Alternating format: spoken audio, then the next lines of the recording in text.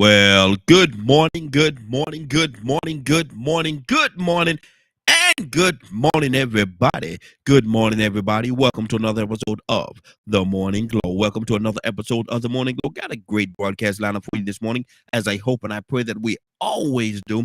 I'm not important, just the question asker. My name is Raheen Aljume, and like I said, I'm just the question asker, but I'm here to ask the questions. And today's Friday. Today is Friday, and we have made it through another great week. We've made it through another great week. We made it through another great week together. And I want to thank each and every one of you for allowing us the opportunity to be a part of your week. I want to thank you all for allowing us to be a part of your week. And so we're high and a happy, elephant elated, and porcupine proud. High and a happy, elephant elated, and porcupine proud that each and every one of you are here with us. And hope that we did something throughout the course of this week. Hope that we did something throughout the course of this week that was beneficial to you in some kind of way. I hope. I hope we were.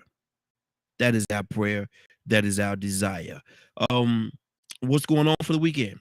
Or and the phone lines are open 508-924-3521. 508-924-3521. Phone lines open. Give us a call. Samantha, good morning, young lady. How you doing this morning? Man, that's my big cuz out of North Carolina. She's actually watching. Let me see. I think she's watching us this morning. Samantha, if you are watching us, give us a call. 508-924-3521. 508. Let me slow that number down. 508-924-3521. Give us a call. Say hello to everybody. Because I'm gonna pick at her for a minute. She I've been doing this radio thing for a minute, and I've been doing it for a minute now. And my cousin, she's in North Carolina over there. She said, "Cuz, let me ask you something. How you doing it? This had to be about 10 years, 10, 11, 12 years ago." She, she said, "How you do that? How you be doing that radio thing?" Excuse me. "How you be doing that radio thing? I want to do that radio thing too." I said, "Well, look here. I gave her all the equipment. I said, look here. This is what you do. This is how you do it." I say, now I'm gonna tell you something. It ain't easy now. She said, it's okay. I'm gonna do it because I be seeing how you be doing it, and I like how you do it, and blah blah blah.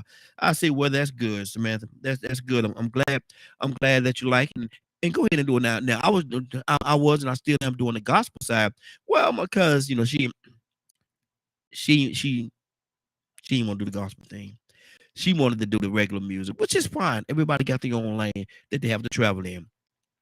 Man, Samantha, how many times you do that thing? Did you? I know she's still listening. She over there laughing at me, telling me, "Shut up, shut up, shut up." That's what she's saying in her mind right now. She's probably saying it out loud, but I don't know how many times Samantha did it. She may have did it once, twice. Um, I might be pushing it if I said three times. But when she realized how much work this is and how much you got to put into it, and how many hats as a host, how many hats, and she had a good show too. I listened to her show. She had a good show. But when you realize how many hats you have to wear in this thing right here, people don't realize, they think it's just, you just get up here, turn it on and go. It's a lot more than that. It's a lot more than that. I wish my cousin would call in, but she probably getting on me right now. She's still listening. She getting on me. But I'm gonna tell you something. I had a few other people that did shows with us as well, and I actually produced the shows for them. I produced the shows for them, and they realized sitting in this seat, and then when you get your calls coming in, and you're dealing with the people that you have as your guests, and then you get your calls and all that stuff, it's a lot to juggle. It's a lot to juggle, and I thank God that He allowed me to do it. But it's work involved in this thing. I went to my wife and we went to watch Family Feud, the tape of Family Feud last night. Watched two episodes, and I looked at Steve Harvey. Steve Harvey is good at what he do. Steve, I'm gonna tell you something. If you get the opportunity to go to the taping of the Family Feud, he works. He works. I sit there and I watch him, and I know and I recognize and I can realize what all he do. Steve do a lot. I gotta sneeze, y'all. It's gonna come up in a second.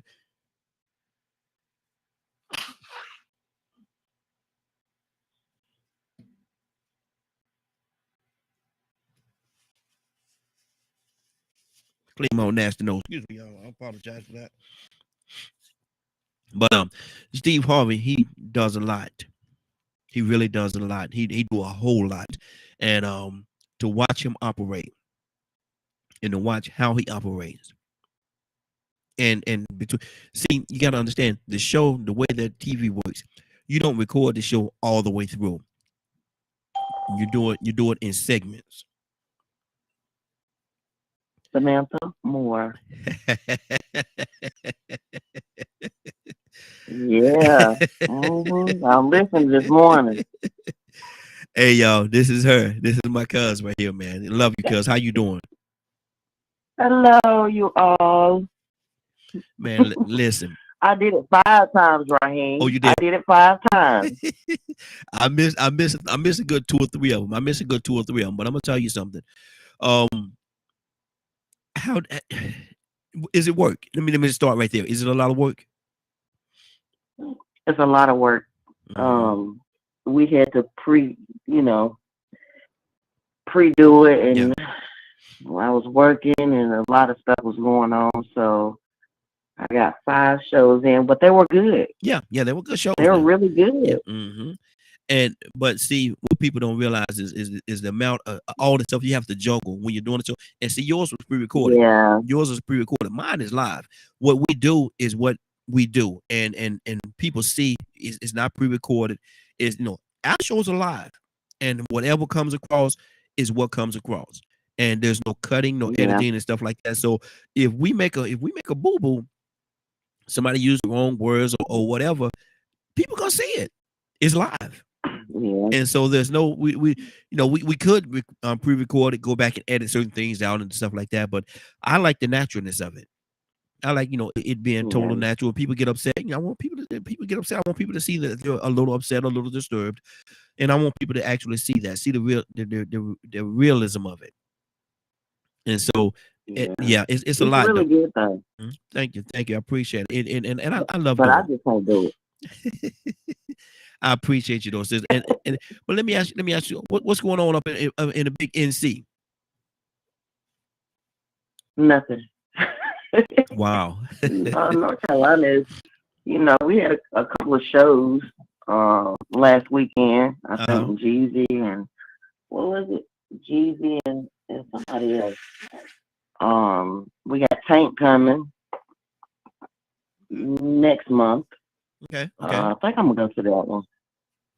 Okay. Now is it coming to I Greensboro? love my R&B. Oh yeah. Where's it going to? Greensboro? Is it coming? Where's it going to? Greensboro. They're going to Greensboro. Oh, okay. Okay. The Greensboro Coliseum still kicking, huh? Yep, and they got Beyonce, Beyonce coming. Wow. Now how much those taking on $25,000? I don't know, but I'm not going. No, no. Beyonce, though she's good, she's charging too much for she can still come and sell tickets and still make good money, but she's charging too much for those tickets, man. People had to get a second mortgage It's, on their it's, home to buy them tickets, and that's just too much. yeah, I've heard. I got a friend that he and his wife got tickets, and they were about 4,000 for good seats. Wow, that's crazy. I'm not no.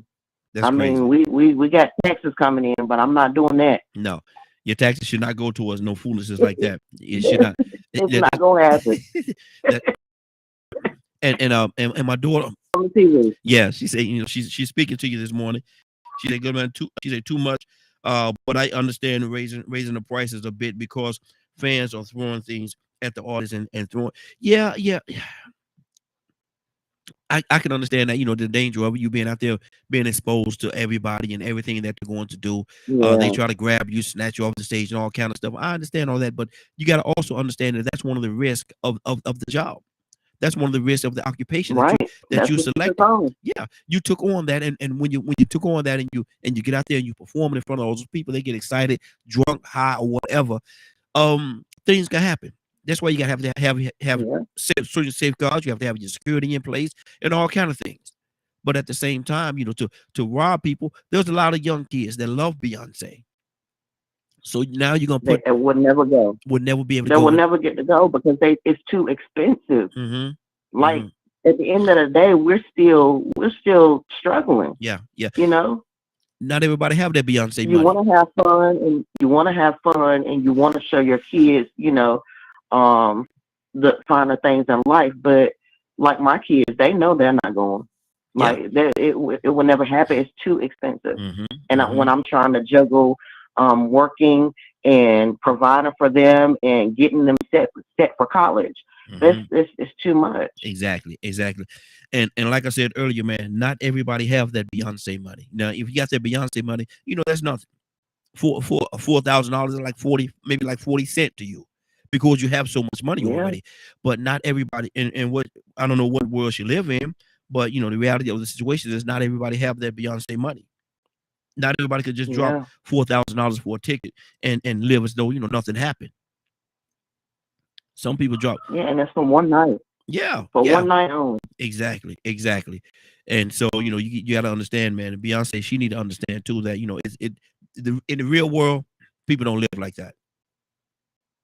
Yeah. In the real world, Well, they only looking for money. yeah. She's a entertainer, so I mean, I'm very mixed on this show. I Hmm. see a lot of people talking about it, and I'm so mixed on it. I personally, I like Beyonce, but I'm not gonna spend that much money to go see her. I can watch her on TV. Exactly. I mean, And I guarantee you, I guarantee you, the best way to look at it, I'm gonna tell y'all. So I'm gonna give y'all a little hint, a little clue. The best way to see that concert, go on Facebook, because somebody gonna be streaming it live. yeah, yeah. Somebody do it every time, so Hmm. I'm good. I'm not gonna put myself in a bind. I No, mean, no. And then, what if you have more than one child? Which one gonna go to right. the concert? And which one you gonna But the go but ahead? the kicker is when that light bill come in, when that rent come in, and all of that. What you gonna tell your kids then? Exactly, exactly. It doesn't work. It doesn't map out, because, like I said again, though, not everybody have that Beyonce money, that Jay-Z money. Not everybody have Right. that Oprah money. Not everybody have that. It would be great if they did. It would be great if they could come and do a free concert. But I promise you, Hmm. not Beyonce. No, not Beyonce. Not no. And I'm I, happy that people. I'm happy that people can, um, go to the show. I'm hmm. happy. I'm not hating or nothing like that, but I just can't do it. No, no, I'm not gonna do it. If I had it, I still probably wouldn't do it. no. Because I got too many goals and I got stuff to do. Hmm. Beyonce got I got too much to do. Beyonce probably got family members that won't do it. That won't pay that much for a ticket. Right. you know, she probably got family. I promise you, Beyonce got somebody in her family. Girl, I ain't paying no $4,000. I see you now. Here you go, right here. Right. You right here. Sing. For one ticket. For one ticket. No, no, no. No. No. There's no reality in that for And me. then if you get VIP, it's probably more than that. Oh, it's a lot more than that. It's a lot more than that. And Mm-mm. don't want to go. Don't act like you want to go backstage. Oh my God, you gotta sell one of your children Right. to go backstage and be You in gotta her sell in an her arm, a leg, or something. exactly. Talking about going back You there, don't being have to in her sell presence. a kidney. It's crazy. It's crazy, but that's I'm where not we are. gonna do it. But you know what? Another thing that's crazy, and you're gonna laugh when I say this. Another thing that's crazy these days is the prices of eggs. When last time you went out there and bought one of them? Oh, yeah, that's ridiculous. Man, a carton of eggs costs you $7, $8, $9 now, man. What is really going on? But you know what? Everybody that kept talking about, I said I'm gonna go get some eggs. I'm gonna go get a carton of eggs. $8. Yeah, yeah, $8. man. Look here, And I'm like, it don't make no sense. We need some food stamps or something. man. Look at here, man. You had to go to the grocery store and put your eggs on layaway. Right. For some eggs. Yeah, yeah. That's crazy. It's crazy, but You that's better make them things last. exactly. They look. What you trying to eat 2 eggs? Two? Yeah. What's wrong with you? Don't. You don't even want to bake a cake. No. Mm-mm. None of that. None of that. Now I'm gonna jump into my topic. We don't. Our folks come in. Everybody must be tired. It's Friday. We don't had a real busy week. Steve and I went to see a taping of that Family Feud last night, and Steve Harvey did a great job too. I would love for everybody to go have an opportunity to go and see how he operates that whole situation. And like I was talking about earlier, when they do the show, the way the show is set up is actually done in segments. It's done in segments. They tape a little bit, they stop, and they'll do something else, and they set up everything. They come back and so the way that you see it is not the way that it's actually shot. And between every set, Steve Harvey, he's one of the only one. My wife and I, we've been to a couple of shows where we've seen how they tape on and stuff. Steve Harvey is the only one that I've ever seen that actually stay out on the floor the whole time when other people come in and they doing what they got to do, doing the makeup and touch ups and stuff like that on the set. Steve stay out there. He come out to the center of the edge of the stage, and he talk to you. And what you're really getting is a comedy show. Every time there's a break, Steve Harvey, because he's talking trash, he's talking so much junk, cussing, and just just being real with it. And so it was an experience. Everybody sit there, man. Between the takes, everybody was laughing like there was actually a Steve Harvey concert, comedy show. That's how the thing was, man. And so it was real good, and we really enjoyed it. My wife, man, she laughed the whole time we was there. Well, she just enjoyed herself, and it's good to see her, because I know how hard she worked and everything. To have her in a situation where she could just relax and just enjoy herself, it was good to see.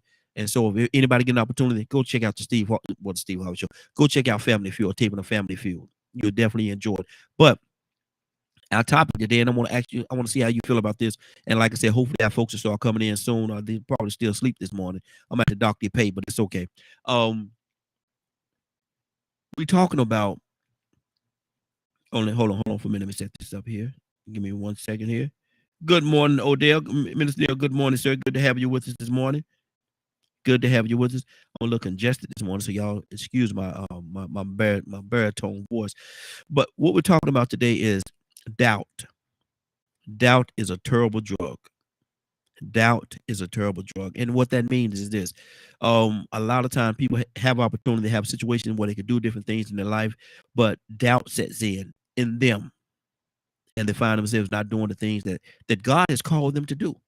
God can have a great opportunity for you, but your doubt, and when I say you, I'm not talking about you specifically, I'm talking about people as a whole, but doubt sets in.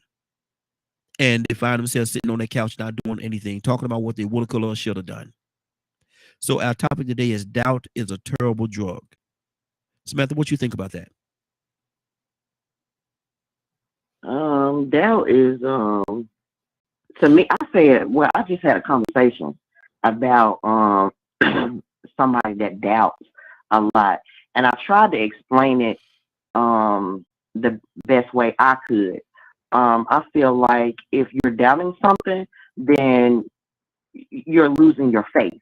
Yeah. To me, Mhm. And you gotta keep praying about it and believe that God is gonna move that situation. Mhm. If you don't pray about it and believe, then you're not gonna get nowhere. Yeah, exactly. And that's what it is, because a lot of times there's so many different talented people and great opportunities laid in the graveyard that nobody ever took a time to water or to plant or to water or anything, and they never took a chance. They never took it. You got to take a chance. Yeah, and I've always been that guy, and I take a chance in a minute. I go, I get up and I move. I go here, I go. I've always been that way. I've never sat still in one place too long. I'm here in Atlanta. I've been in Atlanta longer than I've been pretty much anywhere, because I've never been afraid to take a chance to go somewhere and to do something different.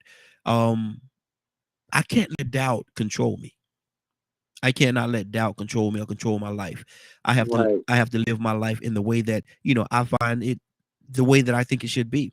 And if it's not here, I got friends in Columbia, South Carolina right now that has never been out of the state of South Carolina.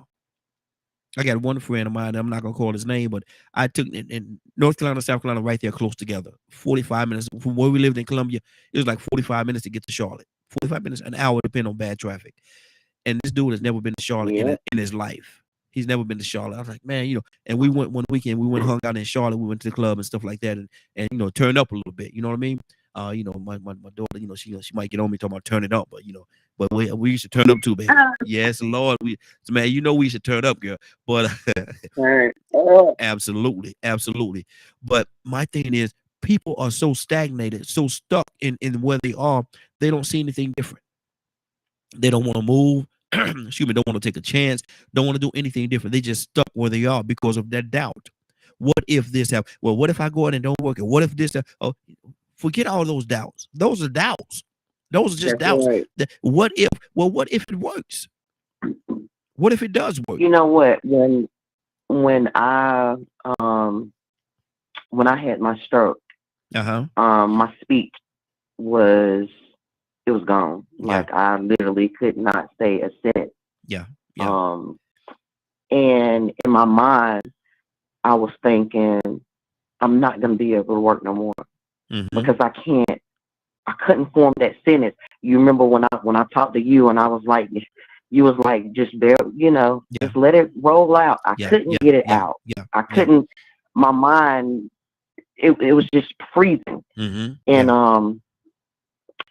I said, I'm not gonna be able to work no more. I was working at home, and I let the job go Mm-hmm. because I couldn't talk anymore. I had to talk to lawyers and doctors, and it sounds bad when you to me when my speech was so broken.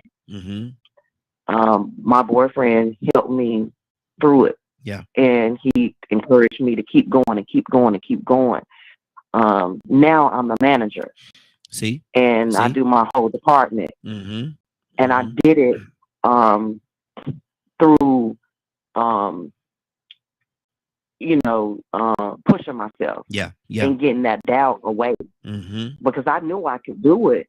It was the scary part of me getting on the phone with a patient or um, a doctor's office or a lawyer or a judge, Mm-hmm. Yeah. and I couldn't find the words to say. Mm-hmm. Well, now I have fillers. When I lose a word, I know what to say in it. So don't never doubt Yeah. that Yeah. you can do something because I really I did it. Mm-hmm. I did it. It's still a challenge for me, but I couldn't sit back and say, well, I ain't gonna work. No, I just can't work Yeah. no more, and Yeah. I ain't gonna be able to do this, and I ain't gonna. You can do it. And You can do it because I did mhm. it. And I love that because of the fact that you did not let that defeated spirit come into your life. You didn't let this that Yep. and that's what it is. A lot of times people let that defeated spirit come into their life and they live there. They live there, Hmm. and it's truth of the matter, it's natural. It's natural to have that doubt and have the little things speaking to you and stuff like that, but you can't listen. You look at Mm-mm. you, You gotta keep moving. yeah, tell it go on back where it came from because you ain't got no playtime here. Go on back where it came from. Go on back. I got things I got to do. Hmm. While you sitting here, go find some other doubt to play with. Go find some other doubt to play with, That's but you're not right. gonna find it here. I got things to do, and so that's what I love about the whole Hmm. situation. What you just said, you didn't let that doubt creep in. You didn't let it take over and consume you. You knew you had things you had to do. You knew you had things that you wanted to accomplish. You knew you had them babies that you had to take care of. Yep. You know what I mean? And so I applaud you. I really do. I applaud you. Rico, good morning, sir. How you doing this morning? Man, I can't complain, man. Just trying to see if this rain gonna let up. I know the temp dropped again, but I'm just happy to see another beautiful new day, man. Yes, sir. Good to have you. Good to have you. Rico, we're talking about doubt. We're talking about doubt and how people let that stop them from doing the things that they so rightfully should be doing. God has equipped everybody to do something, and they allow that doubt to come in. So our topic today at this point right now, and happy Friday to you, brother. Doubt is a terrible drug. Doubt is a terrible drug, man. What do you say to that, Rico? Yeah, no doubt it is. No doubt it is. No doubt it is a terrible drug. But Yes, sir. it's a reality that truly Hmm. exists. And, Yeah. and and you know, most times when you make statements like that, you have to ask yourself, why is it even an issue? And the reason why it isn't an issue, the reality is because you have so many people that have suffered failures and losses that they don't want to suffer any more failures and losses. You have so many people that don't even know what it feels like to have any success of victory. Yeah. Yeah. We talk about how in our community how so many children lack access and exposure to certain things, and so they get caught up in a certain mindset because of the environment that they're trapped in. And Yep. then we try to tell them what they got to do to get out of it, not realizing that, man, sometimes even with grown people, that's where therapy comes in. Sometimes even with grown people, you can't just only give advice, but you pretty much have to get a baby spoon, feed them, grab them by the hand, and walk them step by step, because they never got the basic fundamentals of getting up and getting back up and dusting yourself off, and then seeing, okay, you can get back up, you can overcome. Because we have to understand, man, that there are a lot of people on this planet that haven't had access, exposure, support, positive reinforcement, or introductions or anything to something positive, but that could help them grow.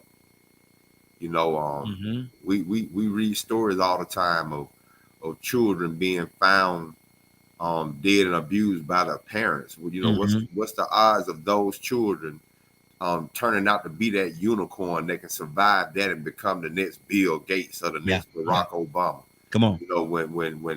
When they were touched all over and saw siblings dead in a freezer. That trauma. We got to remember what trauma is. Yeah. That's real. Exactly. We talk about people being real and being fake. Sometimes people are out here still trying to overcome, and they haven't repaired them traumas. So in the process of them trying to make it, they always hit this roadblock that sends them back in the spot, and then they can't figure out what's going on. Okay, I believe you. I'm going to church. I'm praying. I'm trying. I'm taking risks. But for some reason, I keep on failing.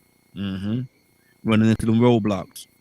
And some of them are placed there on their own, or some of them are just based off the fact that they've been programmed wrong and they still don't know the basic foundations of how to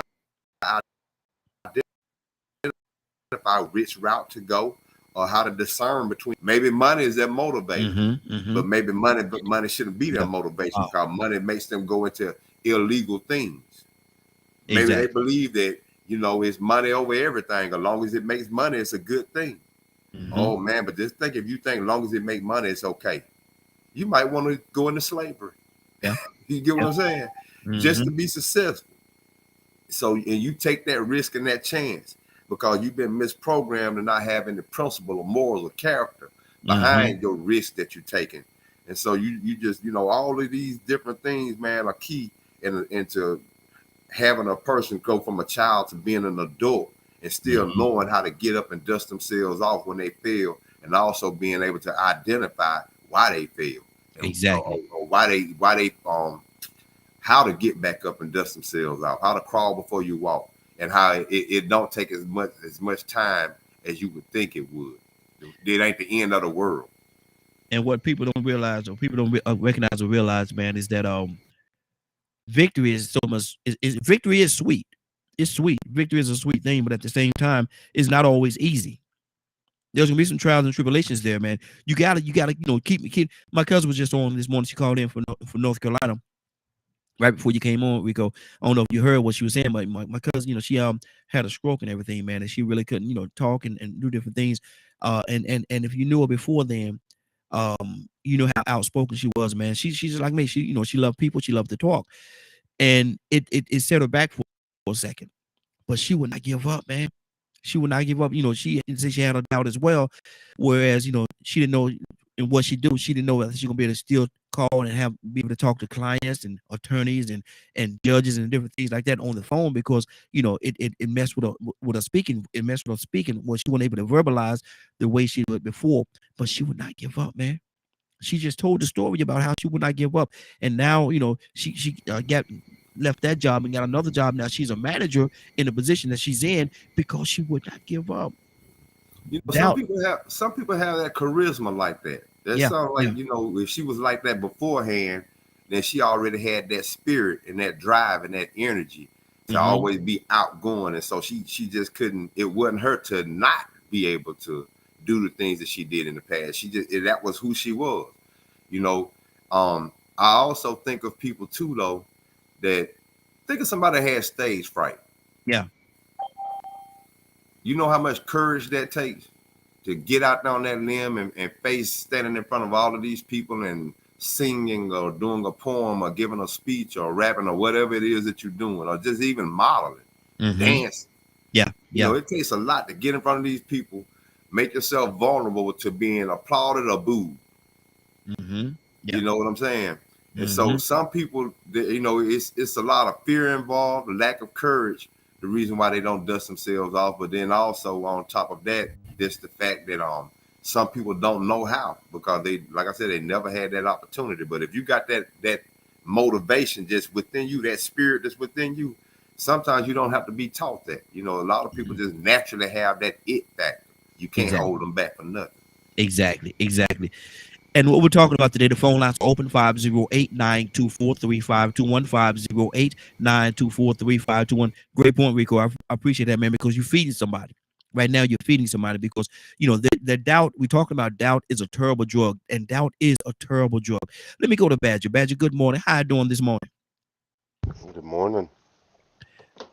I'm gonna say Rico. We're talking this morning about doubt, Badger, being a terrible drug, and how doubt could set in and stop you, pause you, or just not allow you to reach your full potential. What do you say to that? Doubt is a terrible drug. What do you say to that? Got a couple of people on the phone line. I'm going to come to you all as well. And we see you, sis. What? Talk to me, brother. Talk to me. That when you're saying doubt, you're speaking on self-doubt, right? Yeah, doubt. Yeah, doubt as a whole. And yeah, but a big part, it is self-doubt. It is. Would that go hand in hand with self-worth? No, I don't think so. I think you know, though they do play a part together, I think it's different, because you doubting yourself. When you doubt yourself, you feel as though nothing is going to go right. You can't accomplish anything, and all these different things. What if this goes wrong? What if we don't do that? Or what if this don't work out? Or what if all this different doubt that can feed into you and have you to a point where you're not doing anything or accomplishing anything that you should be doing. See, to me, that leads to or can lead to self-worth. Thinking that you're not worth it, or that you are worth it, depending on how it affects you.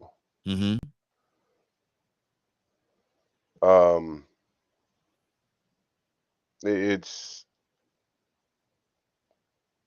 man, I'm trying to get the words together, because when we come back to you, brother. Yeah. Okay. Let me go. We got a couple of people on the phone line on ZVCU as well, but let me go right now to Cassandra. Was the next person to come on? Cassandra, good morning. How you doing this morning? Good morning.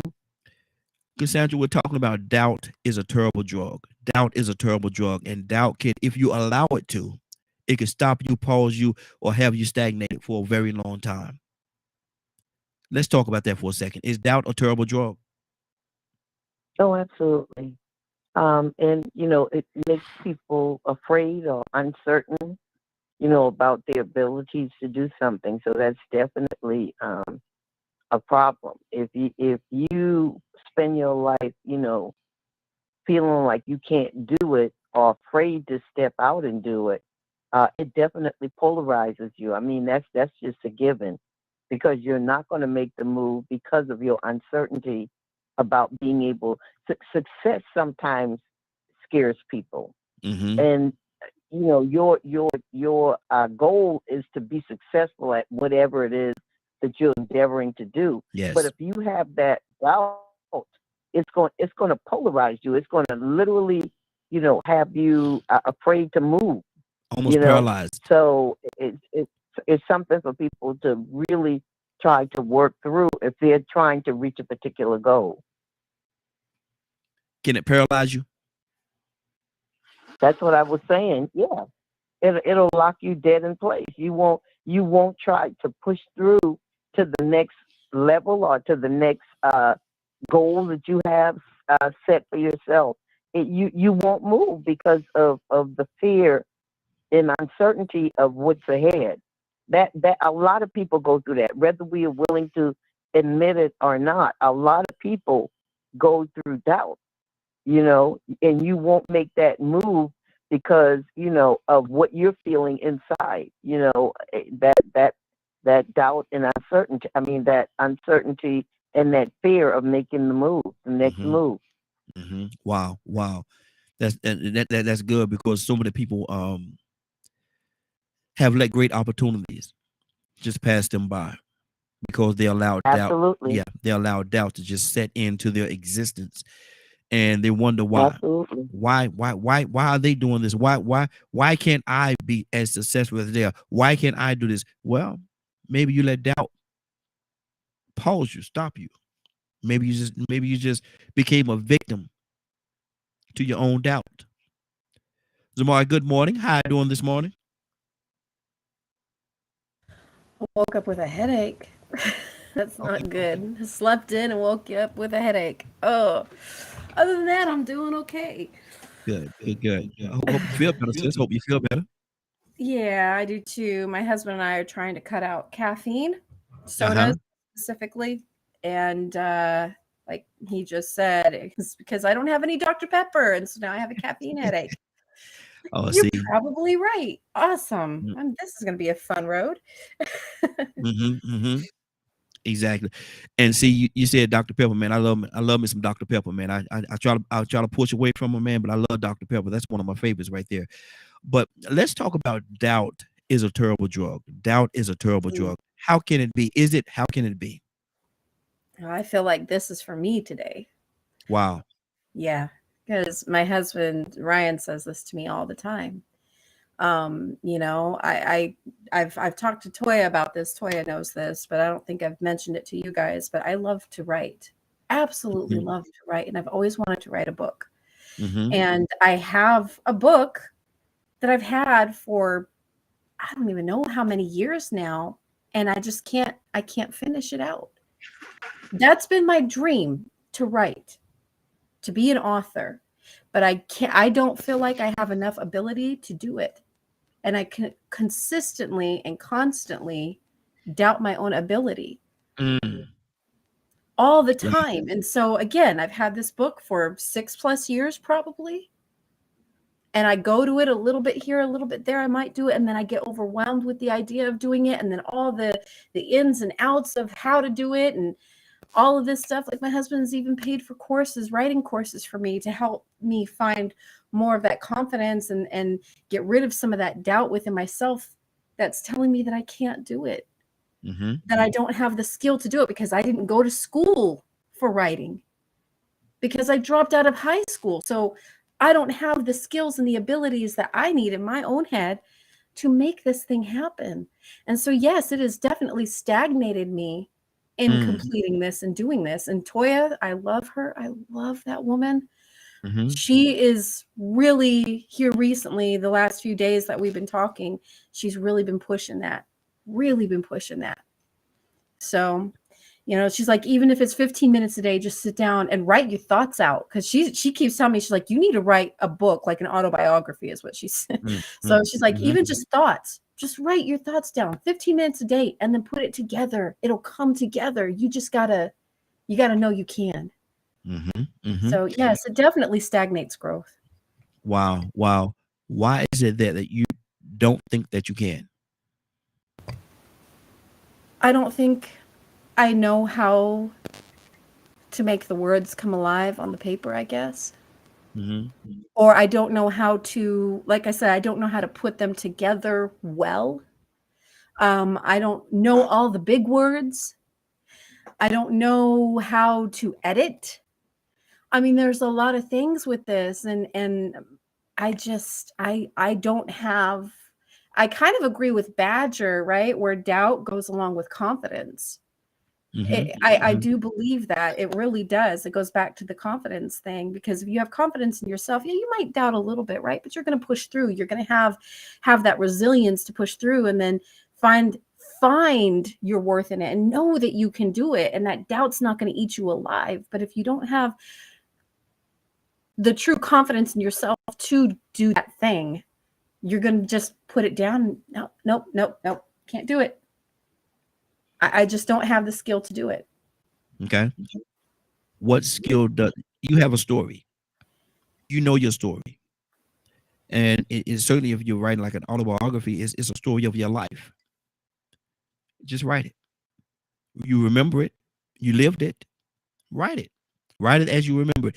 Don't worry about the big fancy words and all that stuff. Don't worry about that. Steve Harvey, like I said, I went and watched the taping of this. I keep saying the Steve Harvey show, the Family Feud last night. One of the things that he was talking about too is, and I was like, wow, this our topic for tomorrow. It's just amazing he's talking about this. But he was talking about, people would say that he shouldn't be in the position that he's in right now because he didn't graduate. He said he didn't graduate. He said he don't have any education and all that stuff. He said, and he said, if you think I got education, listen to me talk sometime. He said, listen to me talk. He said, man, he said, boy, but he said, but he would not allow anything to stop him from getting to work. He said he wrote it down. He said, you write it down and it'll come to life. He said, write down your vision and make it plain. It'll come to life. He said, do that. He said, that's what he did. And he looked at it every day. He said, and look at it. He used certain words, when the camera's off, Steve Harvey talk natural. He said, look at what my country blank is right now. He said, I'm just a country boy. I'm country. Country is cornbread. But look where I am. He said, you could be there too if you just allow or do not allow that doubt to seep into your life, because it will stop you. It will paralyze you. It'll have you handicapped. Rico, you smiling real big over there, brother. I don't know what you thinking. I love that. I absolutely love that. And there was, I wish I could remember it word for word what Will Smith had said something regarding this, and talking about, it goes along with doubt, right? But he's talking about fear more or less, and how that fear, that doubt, all of that kind of ties in. And man, I'll have to find the clip of him speaking on this, and I'll send it to you, Raheem, because it was just one of those things where, kind of like with Steve Harvey. So Steve Harvey didn't finish high school? Yeah, he said he didn't. He said he didn't finish high school, don't have any education. He said he don't have any education. But he said, look where he is right now. And you see him all over the place, man. Steve Harvey is everywhere. Everywhere. I would have never thought that about Steve Harvey. And I love Steve Harvey. Yeah. But I would have never thought that he wasn't educated. So see, it's people like him that give me a certain level of drive, right? Because you see that's like those Cinderella stories. And everybody knows J.K. Rowling, Harry Potter, right? Yeah. That woman was on welfare. Yeah. Living in a one room flat wherever, like she didn't have anything, and then she became this millionaire because she had this beautiful story. So she was the one, when I read her story, or when I watched her story, that was one of the things that kind of started me on that journey of trying to write, attempting to write. But then I stopped, because then I found out this woman actually went to college for this. I can't do this. She's got that background. I don't have that background. But then, like with my fantasy book that I have shared it with a few people. Of course, my husband has read it, but like I always say, my husband has to tell me I'm awesome, right? But other people have read it too, and they're like, you need to write this. This is so good. This is so good. But I read it, and there's only one chapter out of the 3 or 4 that I have that I actually think is worth it. Excuse me, but worth a crap. Nah, I doubt that. I believe the whole thing is probably amazing, but you have to believe that as well. And though you don't have any formal education and stuff like that, but you graduated and you re-enrolled, and now you're a student again in the University of Life. Okay, I like that, Raheem. I like that. University of Life. You live it every day. You have a story. And your story could help and lift somebody up and get them on the right path in which they need to be. Your very story could make somebody else, 10 or 12 other people behind you, say that if she could do it, I can too. You heard about Steve Harvey. You said, and see what he is. He didn't have that doubt or let that doubt seep in. I'm sure there's times or moments in his life where some doubt tried to seep into his life and made him think that he was less than or he couldn't, blah, blah, blah. But he did not succumb to it. He continued. What you have to do is know that you're worth it. Know that you're good enough, and write your story. Write your story. Whatever happens after that, you accomplish your goal. If you sell 2 copies, if you sell 1 million copies or 100 million copies, you have accomplished your goal. what happened after that is out of your hands. That's good. You're right. You're right. Even if it doesn't become a bestseller, the fact is I did it. You're right. You're absolutely right. Mm-hmm. And so that's why I'm with that. Toussaint, good morning, sir. How you doing this morning?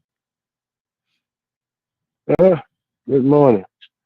And I'm gonna tell you, I'm all right. and Zamar, just for the record, Toussaint. I've written 2 books. I think Toussaint wrote 2. How many books you wrote, Toussaint? Oh, I know you written more. I got one. Mm-hmm. I got a couple in my files I didn't put out there yet. Okay. But I really, my wife really, she's got more than I have. Mm-hmm. Mm-hmm. But I help. I do the putting in the scriptures and stuff, and we kind of do it together. I think she got about 5 or 6 of them. Yeah. See, you're in a company. See, God has a way of doing different things. Toussaint, his wife has written 5 or 6. Toussaint has wrote on how many he's wrote. I've written 2. I have 2 books out there. I don't push it, but they're done. I could go and show them to you. As a matter of fact, I'm gonna go get one. It's right across the room. I'm gonna go get one. I'm gonna bring them. I'm gonna show it to you. They're done. You can do it. You can do it. You just have to do it. Go ahead, Toussaint. No, there's a book in every one of us. Life is a book. Your life. You just got to write it down. Tell the story. That's all you got to do. It take time. You experience it every day. If I would take the time, there's plenty of books that I can think about. But I don't take the time to write it, to put it on paper. If just for instance, if I can share every lesson or every message and compile them, take all of them up that's in my files and compile them, I don't know how many books I would have. Mm-hmm. You think about even children, got grandchildren. We started books with them that got it in the files. We started it and put their name on it. Little things that happen to them every day. But life, we tell our story every day. We telling one now. Mm-hmm. Yeah. The DKM Media. Oh, I can't say that because we were supposed to put one out there, and I was slipping. I don't know if we completed it, but working on it now. Right? Working on it now. Working on it right as we speak. Right. Yep. We got a collaboration. As we speak. Yep. Compile them all together. Mm-hmm. And you got to tweak it. Let me say something else about writing a book. If you got pictures, please, don't take the pictures with your phone. Please get you a professional photographer. It's gonna cost you. Mm-hmm. I don't know if somebody else, but I spent a few $1,000s. I got echo now. Somebody. I spent a few $1,000s on the book that I got, the first book, and then I had to take a course and make it. Please do not write it out in pencil and try to sell it. Don't do that. Yeah. Mm-hmm. Check your words before you put it out there. Now I've got the book, and I'm pretty sure they got a few mistakes in there, and I had to go back to the editor and say, straighten that out before you reprint it. Mm-hmm. Check it again. Check it some more. Mm-hmm. Because you ever bought a book and you say, that's in the thing, right? Mm-hmm. Exactly. You can't write a book in pig Latin. Mm-hmm. Mm-hmm. But anyway, Raheem, you was talking about doubt. Yes. And and I heard Zamari said something. Is doubt a form of fear? That's just a question. And it is. It is. Is in the same cousins? Yeah. They're close kin. Mm-hmm. Because it'll keep you from doing something. Doubt and fear. Yep. And I if their can't. cousin, if they're cousins, they're first cousins. I tell you that that's how close they are. Yeah, They're I'm first telling cousins. you. Yeah. Mm-hmm. If they're not husband and wife, Yeah. Exactly. they Exactly. boyfriend and girlfriend. Mm-hmm. It's something. And Zamar here. And all of us has that doubt about ourselves. I hear it all the time. Mm-hmm. When we start talking about our past, some of us, and it has hindered our potential Mm-hmm. because we talk about our discrepancies. Yeah. That don't matter. That makes you better, Mm-hmm. really, Mm-hmm. because Exactly. you're overcomer. In spite of your shortcomings, you can accomplish some things, and that's amazing to me. I'm just saying. Absolutely. And Zamar, I just put the book up on the screen. I don't know if you saw it, but this is my second one right here. It's called Untrust. Sometimes it's better to stand alone. Sometimes it's better. That's my second novel right there. And so my first one I have a couple of copies of my first one right here. I sold pretty much all of those, but I got 2 or 3 of them sitting around the first book that I wrote. And so, it's just a matter. It's just a matter of just doing it. It's just a matter of just doing it. Ryan, good morning, sir. How are you doing this morning?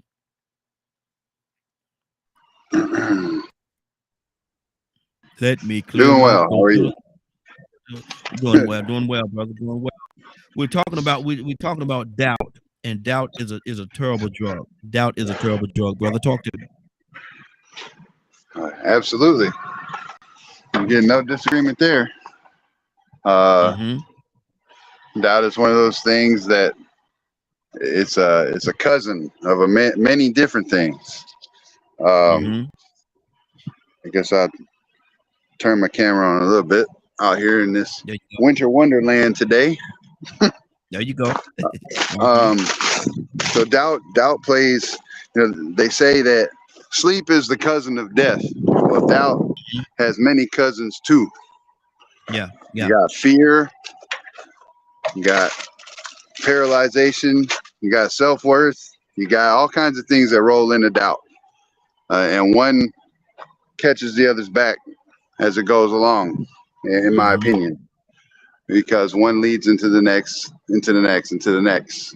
And so when you have individuals who are doubting you or doubting your word or doubting your actions, doubting if you have the comprehension to do certain things, it plays a role on your psyche. And it begins to wear you down over time. It's a slow drug. It's one of those slow rollers. Yeah. And it takes time to settle in and really, not to bring up the topic for a third or fourth day in a row, it starts to wear your mental health after a while. But there's like my wife's case. She's a very intelligent woman, even though she doesn't believe that about herself. And I've read her works, all of them, from poetry to books. I see how she speaks on certain topics, and she'll tell you if she doesn't know or isn't familiar with that topic, she has enough sense to stay away from it, right? Like that shows a lot of character. You're just not going to speak on something you don't know about. So, she had a lot of things happen to her across her life that put her in this position where doubt rolls the beast or controls her psyche. So, again, I think the common theme for this week is communication. Is as people communicate and tell our stories and talk to each other, we can overcome these doubts. We just need a little help.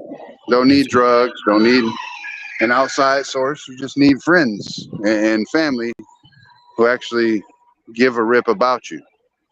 So, I've had doubts in my life, and I've overcome them for the most part. I don't really deal with doubt too much. I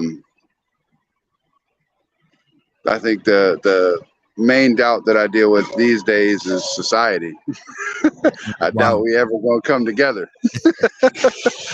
Sometimes it'd be like that, but I try to keep it positive and try to not focus on that because I don't want my mind ruined with that. I got 4 kids that rely on me and a wife that rely on me to stay doubt free and positive, to lift them up and keep them away from doubt. Yeah. So exactly. That's good. That's good. Badger, coming back to you, brother. What's on your heart? I had to go look it up and the meanings and things like that. And it seems doubt can be a self-worth destroyer. Mm-hmm.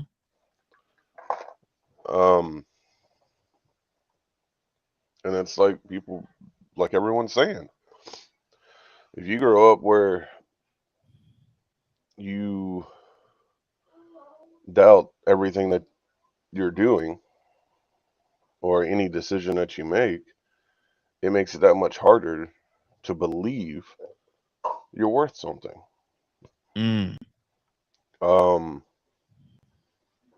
Like I'm sitting here thinking, now I got something new to talk to with my therapist about. So it's one of those things of where using a tool called introspection to look at why are we doubting? What's the cause of it? And figuring out what's the best way to deal with it. And I feel that that's a tool probably most of us is in need of. Because life is a struggle, trying to figure out, even motivating oneself to write a book, to start a business, to do a lot of different things. Even maybe come on this radio show from time to time. Can all be very difficult depending on where a person's mind is and what they're dealing with. See, I've been using self-worth wrong this whole time and didn't even know it. Wow. You know, so you brought up the topic and I'm like, what's the difference? So I went and looked it up. And now I'm going to be using a tool that was taught to me by elders and stuff called introspection. Looking within and figuring out how to work on the issues that I have. And it's just one of those constant things that those of us that deal with it need to work on it.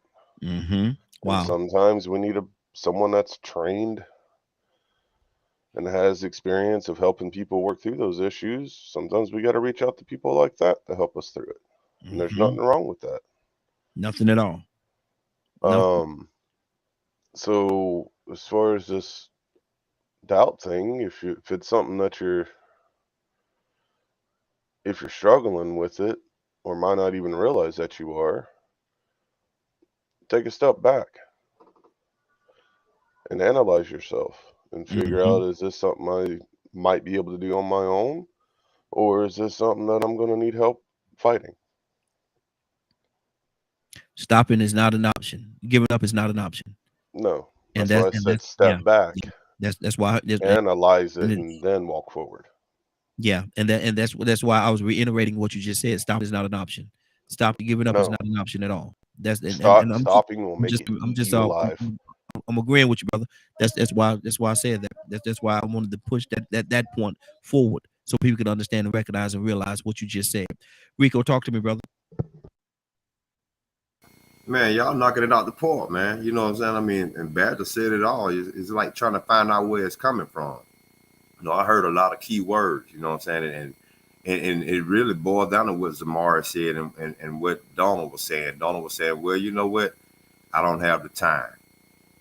And so, you know, to a certain extent, that's one avenue of that self-doubt, because maybe you do have the time, but it's some things you won't sacrifice doing because you prefer to do those other things. Yeah. And then you always have that in the back of your mind where you say, well, man, don't nobody want to hear nothing about me. All right, it ain't that big a deal. and there's other people telling you, man, that's great. But to you, you like, oh, it ain't that big a deal. Why? Number one of the reasons could be because we have too high of expectations. Like, I'm hard to impress. But some people come back to me and tell me, oh man, you did this is fantastic. You got this potential, you got that potential. And I'm like, what? Y'all impressed with that? This ain't nothing. Yeah. Because I've heard better. But that came back along with not only self-doubt, but now you're devaluing your self-worth. So now you ask, how does that happen? How does a person actually diminish their own greatness? Well, that's subconscious. You know what I'm saying? That shows, well, somewhere maybe you didn't realize how good you were, and you didn't hear how good you were, or realize how recognized you go. I mean, you know, I don't know if people realize just how much recognition means to people. They want to be acknowledged and recognized. At least know that I'm here. At least know that I exist. But in the process of trying to do that, they had the spirits crushed. Somebody stepped on them. Oh, that ain't nothing. The person that probably told you it wasn't nothing was probably the person that needed to tell you the most that it was something. Maybe it was your parents. So now if you don't hear it from your parents, it don't mean as much when you hear it from other people that, oh, that was good. I like the way you sound. You can sing, because you didn't get it. What does that help if they don't invest in you to help make that blossom? What if that was your dream? Oh, I want to sing. And they say, oh, we ain't got the money for it. But then every time you turn around, they smoking dope with money. Now your dreams got crushed. Oh, what's the use? Boom. So then all of a sudden you find this thing called a comfort zone. What is your comfort zone? Your safe place. Yes, sir. Yes, sir. So when you get in that safe place, it's really hard for you want to get out of it, because once again, you don't want the disappointment of not meeting your expectation. You know what the possibilities are because you've seen what other people do. And deep down inside, you know, yeah, I am better than them. But ain't nobody gonna listen to me. Ain't nobody ever listen to me. Look, I'm speaking from experience. Come on. I'm speaking from experience. And it goes back to those things that happened in the past where maybe you were bullied, neglected. You know, the people in your community probably, you know how many people dumb themselves down just to fit in?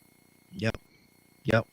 So now those same people that dumb themselves down to fit in just so they can be comfortable and safe in that environment, they need another group of people to make them smarten themselves up. So sometimes therapy with one-on-one is not just a thing. That's why you have Alcohol Anonymous with groups. Some people have to have group therapy. You know what I'm saying? Because going in one-on-one, that's not, they don't feel safe and comfortable with that. But maybe they feel a little bit more comfortable in a group because they always needed the support of a group. Maybe they never had the support of the home group, the family group. So there's a lot of things that contributes. You know, Ryan said, man, there's a lot of close cousins tied into that thing that contributes to doubt. And no matter how much motivational speaking you give them, you still might have to pick them up, hold their hand, and then guide them around like a blind man, and still let them be recognized for the part that they played in the success, and to show them how important they are before you actually show them now you can walk on your own. Wow, that's good. And that's what sometimes it's a nudge, man. Sometimes you got to give that person that nudge. Boom, just bump them a little bit and get them on their way. I read something that you wrote the other day. You know, I really love that, man. That was beautiful, brother. I ain't know you was writing like that. I ain't know you could write like that. You have to mind screw people. Yeah. Write one for me. Yeah, exactly. Make me a couple of copies. I got some friends want one. Then all of a sudden you bring them the money back. I told you could sell it. Exactly. For real? Exactly. Okay, now you need to show. Now you got to show them something else, though. You have to. I mean, you really have to mind screw people sometimes into getting out of that doubt to show them what success looks like. And like, man, I really could do that. Yep. Did I do that? That was all it took. But Zamari said something. I can't do that. Yeah. Man, she went to college. Yep. That's the reason why I can't do it. So I'll stay in my safe place and do the things that I'm comfortable with. When real and true, I could probably sacrifice some of these things that I'm comfortable with and go ahead and try this, because there are people that did write books that didn't go to college. Yep. It's a choice you have to make, but it's a group thing sometimes. It's a lot of support that has to come behind that, positive reinforcement, and along the way of maybe sitting down with a person and doing it step by step with them. Come on, let's write your book together. Exactly. And that's what it's all about right there, man. Because when you bring that money back to them and you say, look, I told you I told you could do it. Man, they paid for that. They paid you money for that. They bought it. Yeah. And there's many other people that will buy it as well. You got to do it, though. You got to do it. I'm not going to say I can't do it for you. You have to do it. Cassandra, talk to me. Yeah, absolutely. I love writing. Well, since I was about 8, I wrote my first poem, and then I started writing plays, and I started writing screenplays. So writing has come easy for me most of my life. But I've had times where I've had writer's block, what they call writer's block, and I have to literally make myself. Toya gave Samaria good advice. Sometimes you have to sit down and make yourself, write your thoughts down. And as you do that, a lot of times, the story, because it's your story. If you're telling your story, if you're telling something fiction, that's something different. But if you're writing your own story, sitting down and just in front of that piece of paper or that computer and write, do 5 lines. If you can write 5 lines, 2 lines, 3 lines, you've done something for that day. And if you're telling your story, you just put what happened next. Wherever you stop, you just put down what happened next. You can always go back and edit out the things that you don't want. Or you say, maybe I don't want to put that in there. You can go back and take it out, but at least put it on paper as it happened. And that's all you're doing. You're telling your own story. So just take out what you want to take out later, but put it down on a piece of paper and move on from there. But I know what it is to normally people that have a lot of self-doubt or low self-esteem like I did, or self-worth like I did, that's our escape, putting it down on paper. That's how we survive, putting it on paper. So I definitely, would say to Zamaria, if she really wants to get this book done, just sit down and write the next thing that happened after what you've already written happened. Just put that down, a few lines a day or whatever, and you'll see that you'll start building your story, and it'll start coming together more and more. Exactly. But just do it. That's what my thing is. Everybody don't have to like it. You're not writing it for everybody, but there are those people that would love to see what you've written. Exactly. I just thought about something too, though, man. Like y'all was saying, like when Donald wrote his book, disappointment. That's what you really have to prepare them for. See, this is the thing that may keep them from wanting to write a book or put this song out. What if they don't like it? So that's the part that everybody's missing. See, it's easy to say, just, write a line a day and this and that. And they get their hopes up and they have these high expectations. They're getting rid of this doubt and this pessimism. Oh, yeah, I'm going to do it, man. And I'm confident that this is going to be great. Then all of a sudden, they ain't sold but 5 books in 3 months. Oh, my God, man, what's going on? They didn't understand the marketing and promotion. Oh, I just wasted my time writing this book. I won't do that again. You get what I'm saying? So it's like still having these people prepared to say, you know what, this is not the end of the world. Dust yourself off, find out what went wrong, try again. That's the other part of it, getting the people. Because I'm pretty sure a lot of people that have these doubts have tried before. And they fail. Now they don't want to feel that's a bad feeling, failure. People fear failing again. They don't like feeling down. They don't like feeling losing. That's the part you got to get people past. It's understanding that, okay, you might fall, you might fail. It ain't the end of the world. Get back up. Even with me, I know my biggest fear about doing some of the things that I know I have potential to do is I don't want to flop. Not just because of what other people gonna think, but I don't want to come down on myself because I do have too high of expectations for myself. So rather than disappoint myself, I'd rather stay safe and stay in my lane, play it safe. You know what? One of the things that, Raheem, yes, ma'am. mm, Yes, ma'am. I'm sorry. Go ahead. No, go ahead. Go ahead. No, I wanted to say when you're writing, whether I'm writing a book or a screenplay or movie or whatever, it's not about people seeing it as a success. It's about the fact that you completed something Yes. that you wanted to do. That's the goal. Yep. For you to complete that thing. If one person read it, if you sell one book, the fact is you accomplished that. You actually wrote a book. Yep. You had Yep. your book edited. You did self-publishing, or you had somebody else to publish it for you. That is a success all within itself. Absolutely.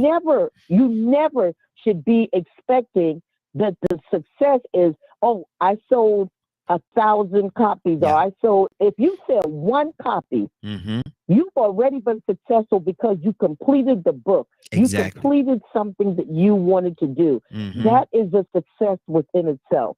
And that's what I try to push with people when you're trying to do books, plays, screenplays.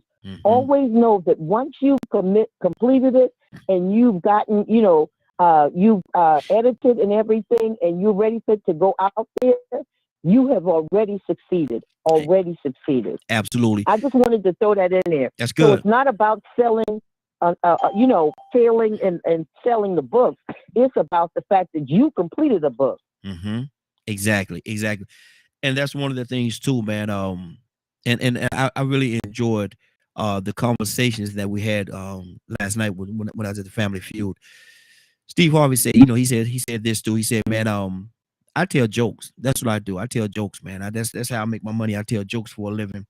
And he said, not everybody's gonna like my jokes. He said, if you like them, good. He said, but if you don't like them, that's okay too. Go find a comic that you like their jokes and listen to that comic. He said, because I got enough people that like my comedy, that like the jokes that I tell, where I could be very successful to the point where I am right now. He said, but not everybody's gonna like my comedy. Not everybody's gonna like my jokes. He said, I realize that. I have to understand and realize and recognize that not everybody's gonna like my style of comedy. It's not for everybody. It's for the people that appreciate it. One of the things that I could promise you, anybody, we can have 1 million people to log on and to listen to this conversation that we're having today. But I guarantee you there's one common denominator in all of us. We all accomplish something. When we fall down, we get back up. And that is learning how to walk. How many times when we was learning how to walk as babies, most of the time we probably don't even remember it because it was so long ago for some of us.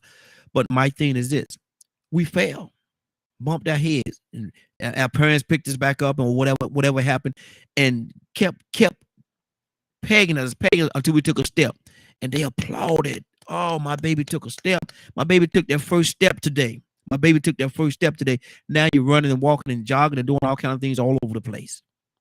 But in order for you to do the things that you're doing right now, you had to learn, you had to fall, and you had to get back up and take another step. You had to take another step. Now it's common. Now, we don't even give it any consideration. It's just what we do. We get up and we walk away. The ones that are able to walk, we get up and we walk. We don't even give it a second thought. It's natural. It's natural. Let your success be something that's natural.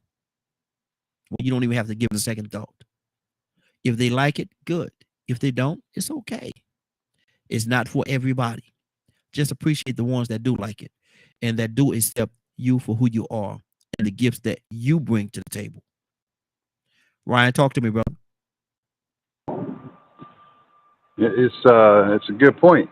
So what came to my mind was when I used to be a CO, and every day I had the same structure to the day for these guys in there. But in my mind, it was, if I can just help one person a day to recover or to change or, get out of that recidivism or repetitious behavior that brings people back to jail, that I was doing the right thing. And I say I spent almost 3 years, maybe a little longer, in that place. And every day it became harder to see that goal come into focus of helping one person. And I think it was after I had hung my badge up for the last time and walked away that I had ran into an ex-inmate at a store. And he came up to me, and he was he was much more overweight than he was in the pen. He was real chubby at that point, and he had a smile on his face. And he said, "Hey, G. Troy, let me holler at you for a minute." I said, "Okay, what's up?" You know, and he pulled out his phone and started showing me all these pictures of him and his wife, who was also in the same county jail that he was in. And he said, "You know, we finally kicked it. We finally got off the meth." Wow. I said, "Oh, Wow. yeah?" He said, "Yeah." He said, "All the crap I gave you over the time that I was in there," he said, "and you never wavered. You stayed the same. You treated me the same. You treated me as an individual. You helped me." And he said, "Now I've got my own business. I'm doing this. My wife is a nurse's assistant. She's doing this. Like, we got married. We all this stuff." He's like, "Man, I just wanted to say thank you for being you." And so that had validated every piece of hardness that I dealt with behind those four walls, behind them bars and them heavy doors, dealing with people from every walk of life with addictions and murderers, rapists, all of that stuff. Going through that mess, it messes with your psyche, even though you're not the one who's got to sleep there. At the end of the day, it validates everything. It makes you feel good. So I just wanted to share that. Good deal. Good deal. Leonard, good morning, sir. How you doing this morning? Good morning, Raheem, and the Morning Glow family. Man, we're talking about doubt is a terrible drug. How doubt could set in, man, and stop you, have you stalemated, Lord Jesus, or paralyzed from doing the things that you rightfully should be doing in this thing called life. Doubt is a terrible drug, Leonard. What do you say to that? Yes, I think it is for some people. That doubt could be the biggest thing that's stopping them. But it comes from a place of a lack of confidence. A lack of confidence. Sometimes you got to get a few wins before you get comfortable. But that first one, the hardest. The first one is the hardest. Sometimes, when I have situations, it may be important, but I'll set it to the side, right? Because at that time, I may not be ready to do it. And I'll put it off. And I'll put it off. And then, once I pick it back up, it's so simple. But doubt wouldn't let me address it at a certain time. So I have to go back and get my confidence in the matter and tell myself that I'm going to win this one as well. Yeah. And sometimes, what I thought was something that was going to be so difficult or was difficult at the time takes me 5 minutes to resolve. Wow. And I say to myself, why do I can't even explain it sometimes. Like, I got to make this phone call. And believe it or not, just no confidence. And I put it to the side. And maybe 2 or 3 days later, it's time to do it. Pick it up, boom, guess what? 10 minutes. Yeah. That which I believed wasn't going to happen or was difficult turned out to be something that I can resolve in 10 minutes. Yes. Yes. That's what doubt will do to you. Doubt makes you procrastinate. Yes, sir. Yes, Lord. doubt makes you go the opposite direction, and then you got to burn more gas to get back where you were. Mm-hmm. Believe it or not, which some people who know me may not believe, I am very indecisive. The people on the outside see the outcome, but they don't know that I don't deal with the same thing 2 and 3 and 4 times in my head, and I don't know how I'm gonna do this and blah blah blah. You don't never see that. Mm-hmm. And so we have to understand that if you are in doubt, you got to go back and get that confidence to attack whatever it is that you're trying to. Usually mine is, a fear of being rejected or something of that nature, or denied. Mm-hmm. But when I'm ready to fight, I win. Mm-hmm. Mm-hmm. Sometimes my doubt is I'm just not ready to fight. Mm-hmm. Well, go get ready. I'm gonna tell you something. That's usually how I have dealt with it. And that's one of the things my seafood used to always say. Never go into a fight unless you're ready to win. Never go Gotta be ready. Yeah. He said never go into he's always tell me, never go into a fight unless you're ready to win. If you're not ready to win, don't go into the fight.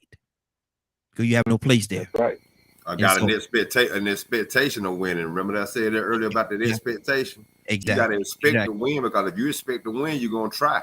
Mm-hmm. But if you already going into that fight thinking, oh, man, this joker going to cream me, you're going to get creamed.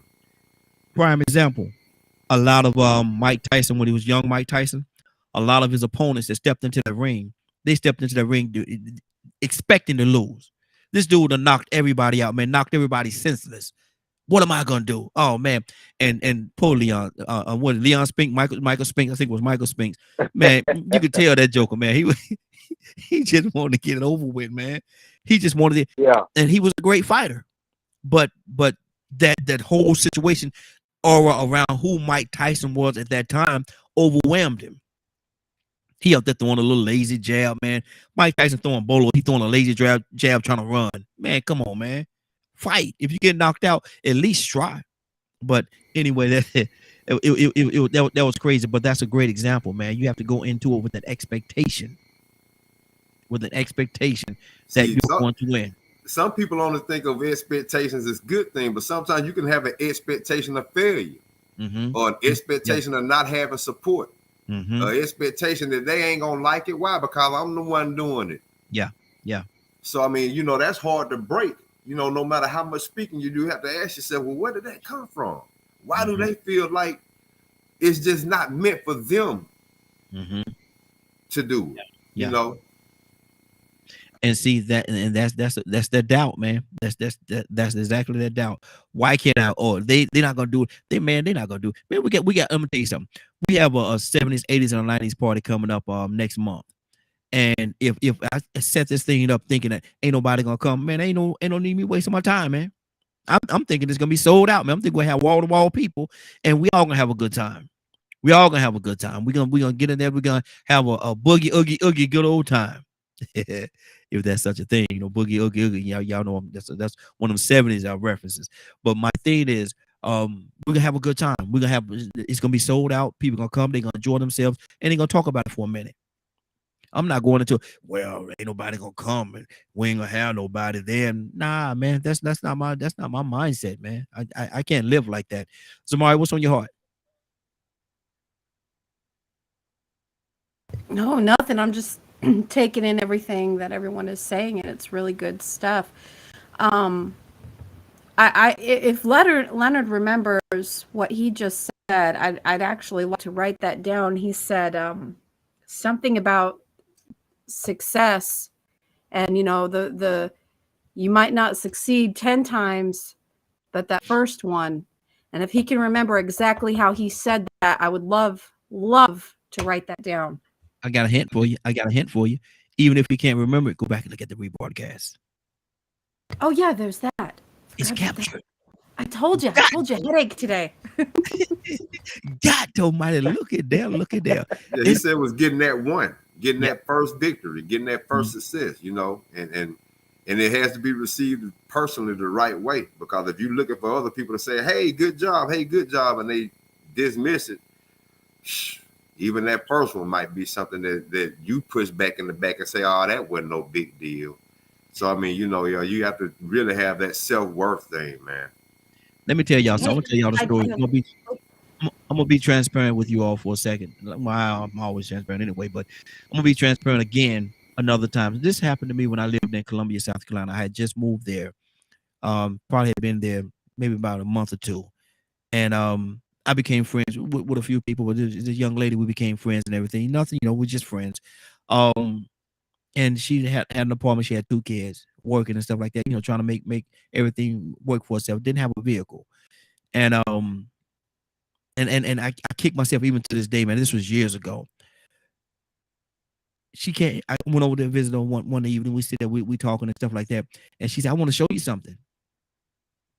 I'm like, "Whoa, okay." You know, kind of took me back a little bit. I said, "Okay," and then got up and we walked outside.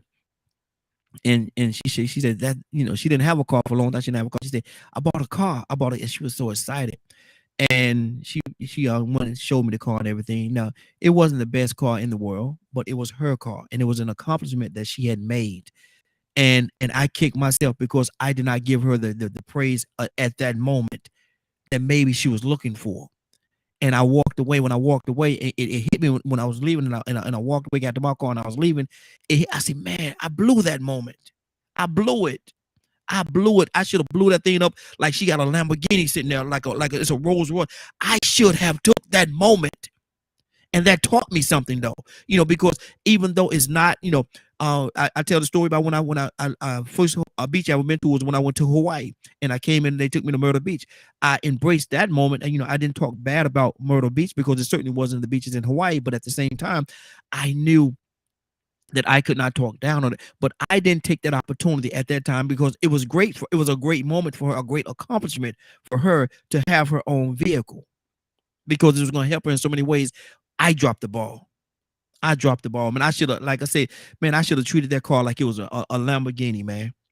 Like it was a Lamborghini, because that's what it was to her. That's what it was to her. And so I blew it, man. And that's one time I could really look back in my life and say, I blew that. I blew it, man. I blew the moment.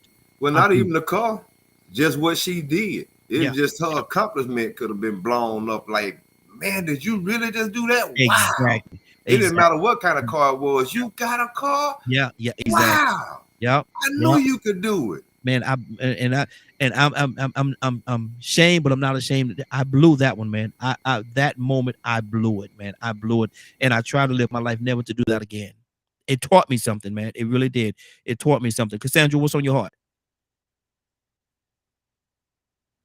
Yeah, I love what everyone is saying, and it's just, you know, we have to, you know, the Bible says encourage yourself. Sometimes we have to encourage ourselves in the Lord, but it's essential that we encourage each other. Yes. Whatever, it is so important for us, because you don't know, your 1 or 2 words to somebody can literally shift their life in the right direction. Yes. Or it can shift it in the wrong direction. Yes. So Absolutely. our words are so important, and just simple words of encouragement sometimes. One thing I always tried to do with my children, because I never had it. I never, like, you so stupid, you ain't gonna never amount to. That's what I was told all my life. And that was damaging. Yes. So just the opposite happens when you speak life into people. Things happen. You know, they're confident in it. They become confident in what they can do. You know, who they are. If you throw out that negativity constantly, you are doing the damage and trauma to young, especially young minds, that sometimes it takes them years to come through. You know, it's really important. Very important. Very important. Badger, talk to me, brother.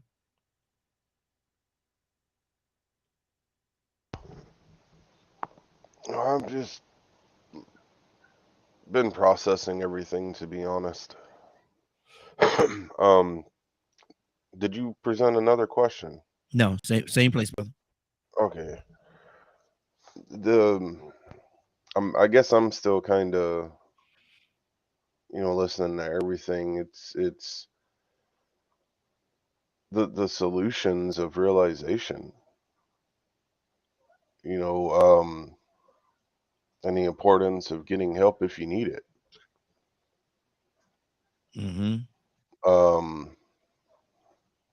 It's kind of a very valid thing, but the part that like gets to me is access is not easy for everybody to get help. And that's something that we need to remember as well, is access is hard to get. It is.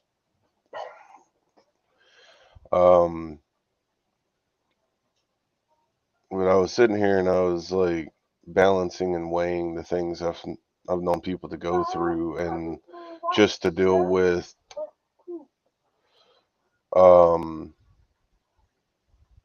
society in general, the amount of people that will beat you up if they see you struggling and stuff going, but in their mind, they're supposedly lifting you up, right?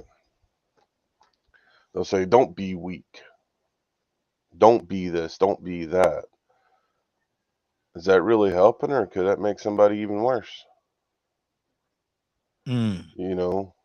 So you can't approach two people in the same ways. And with that, Badger, I think it depends on the heart of the person. It depends on the heart of the person and who's saying it and how they're saying it, because it could be very well be an alcoholic telling you don't never drink, because don't do this, don't a drug addict telling you not to do drugs. And it depends on the heart of the person, because if a person that's addicted to drugs, that know that the journey that they've gone through in their life, and they know the trials and the tribulation that they had to deal with and continuously deal with, they come to you and say, bro, whatever you do, man, don't never do drugs. Don't do these things, man. Don't do these things. And they can have a needle in their hand when they're saying it to you. Is that coming from a good place or a bad place? Unfortunately, that's going to be dependent on the person that's listening. I take that, and that's an unfortunate truth. I take that. I would take it in a positive way, because I'm a sober alcoholic, so I understand what you're talking about. Yeah.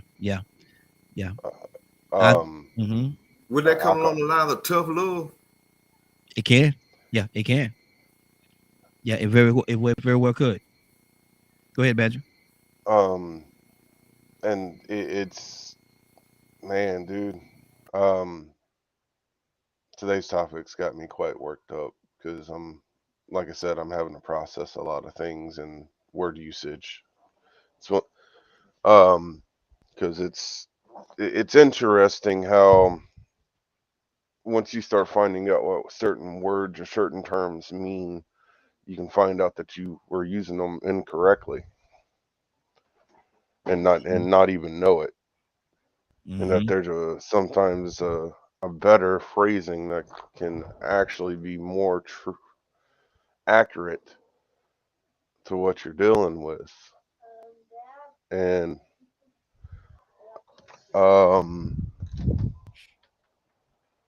so in the scenario that you're giving,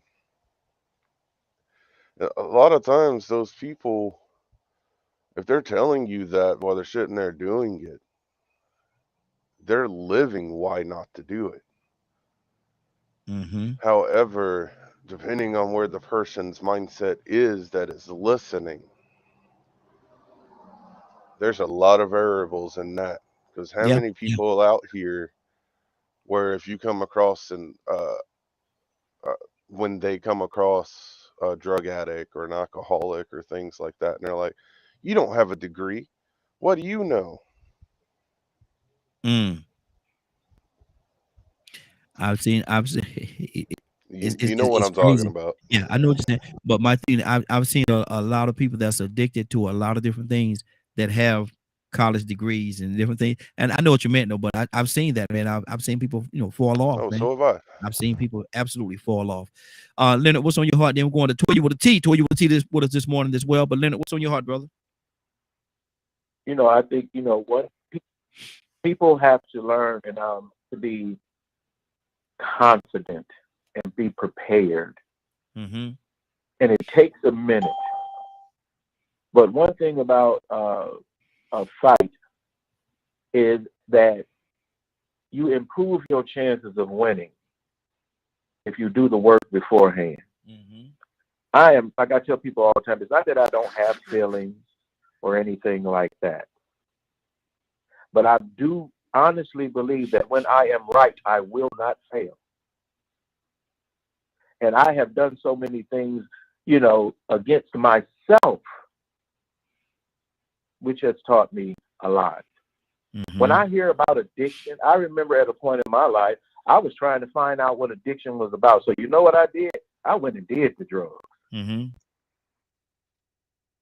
I heard somebody say, once you do it, you can't. I bet you I can. Couldn't get addicted because it's not in my nature or in my spirit. You know, you have to develop a warrior in your spirit. And I did not know, and I even learned through these conversations on this radio. I thought everybody cared about themselves. Mm-hmm. When I hear somebody say self-hate, I cringe. Why? You trust me, there's enough people out there that's going to hate you. Why hate yourself? What have you done so terrible to hate yourself? Work on that. That will strengthen and give you a lot more confidence so that when a fight does arise, you're prepared. And you don't have to take as many losses Mm-hmm. because you're prepared. You looked at the situation. Like I tell somebody, you know a good way to stop doing drugs? Just say no. Then folks will get upset. Well, how else you gonna do it? You tell me. Mm-hmm. Because you know me, Raheem. I'll go at you. Mm-hmm. You can come to me with everything. You know how people shy away. Well, you don't want to hurt their feelings and you don't want to say this. Mm-hmm. Yeah. You think I care. Mm-hmm. If you want to get off these drugs, this is how you're going to do it. Whether you do it now or 10 years later. So you have to put your confidence in the truth of the matter. That's how you win. Mm-hmm. That's Mm-hmm. how you win. You got to survey the situation. When I hear people say, somebody told me I wasn't going to never be nothing. So why did you believe them? Mm-hmm. As a child, you walked to me, tell me I ain't going to never be nothing. Your mammy ain't going to be nothing. Okay, Leonard, I'm dusting that chair off for you over there, man. You know where's that? I'm dusting that chair off for you, brother. I'm dusting off that chair. But that's what I want people to hear. Because if you're a young person and somebody telling you what you can't be, you tell that old devil, you ain't got half as much time as I have left to become what it is I need to become. Mm-hmm. Take that from the enemy and use the power that you can have access to to change your situation. You can't always depend on somebody else to do that. I gotta sneeze. And so, excuse me.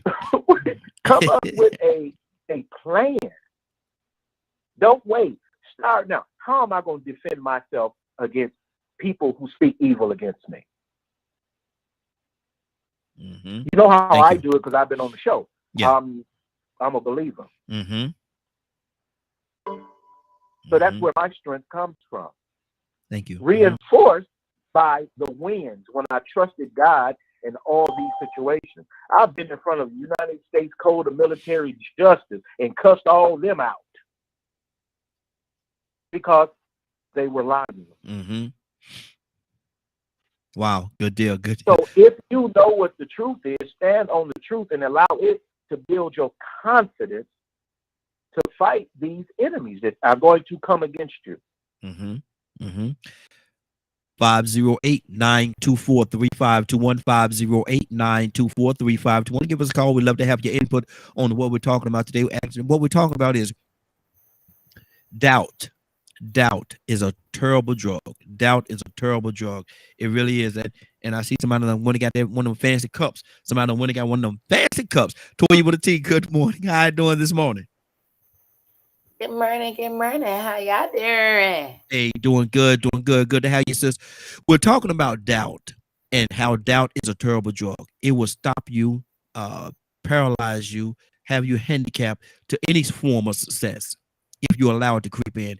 Doubt is a terrible drug. What do you say to that, Toya? I don't know about doubt. You can have doubt all you want to. I think fear is the bigger topic. Because you doubt something gonna happen, don't make it true if you still do it. So, now, Toya, you just gonna come here and change the whole topic, Lord Jesus. I mean, I'm just saying, because statistically, you could say, "Oh, well, I doubt if you make that much." Mm-hmm. It don't mean that you won't. You know what I mean? So I don't think doubt necessarily can be used as a bad thing. Everything is about how we see it, how we look at it. We can use it to be pessimistic or we can use it to be optimistic. Doubt can energize some people. I know what, though, for me, I doubt if I can try drugs. Talking about I ain't gonna get addicted to it. What? I doubt if that's gonna work for everybody. I love Leonard. God knows I do. Lord knows I do. But I cannot let people think that they're gonna be able to go try no drug to try to see if they're gonna get addicted or not, and think that all of them gonna come off like Leonard. I doubt that, but that don't make it true. Mm-hmm. You know what I'm saying? But it just depends on the individual. You know what I'm saying? When it comes to life, one thing that might make one person or a lot of people do one thing, it can actually be, one man's trash, one man's treasure. So doubt doesn't necessarily have to be something to, keep someone back. It just depends on how they look at it. Mm-hmm. That's just my personal opinion. Exactly. Right? Exactly. Like Leonard said, you can say, I doubt if DKM radio helps anybody because they're not on regular television or regular cable. Mm-hmm. Okay, so just because you doubt it, that don't make it true. Exactly. Your doubts don't stop no show. You know what I mean? Now your fears, if you didn't do it because people said they doubted you, that's what's stopping you, because I know that DKM is helping people. You know what I mean? So I think it's all about perspective. Exactly. That's good. That's good. Let me go to Tucson. Tucson, what's on your heart, brother?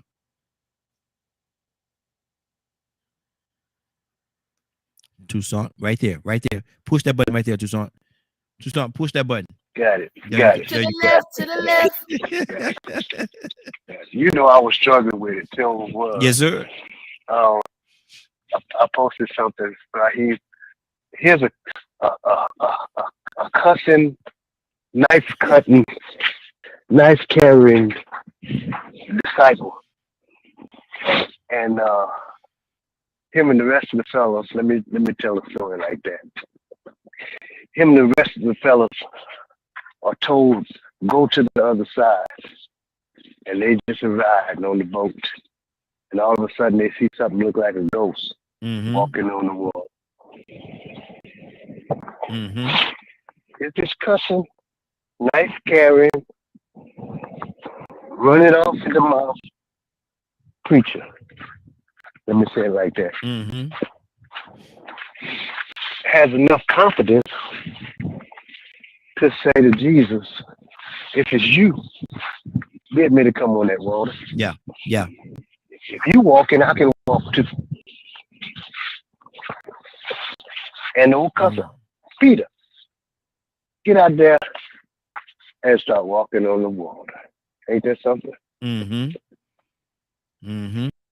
all of a sudden he started sinking. Speed up the story. Jesus says to catch him by the right hand, picks him up, put him in the boat. He said, at what point did you doubt? In the middle of us accomplishing things, sometimes doubt set in. Fear. I thought about when y'all was talking earlier, I thought about, man, this would be a good story, a good book to write. And entitled it My First Bike Ride.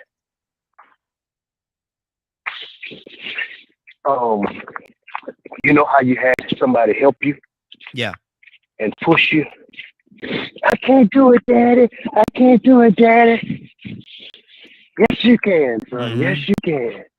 And he'd push you, and he'd run it on the side of the bike, and all of a sudden, he let you go. And before you know it, you popping wheelies. You ever rode with no hands? Yes, sir. Loved it. Life is just like that. But you fall. You'll see.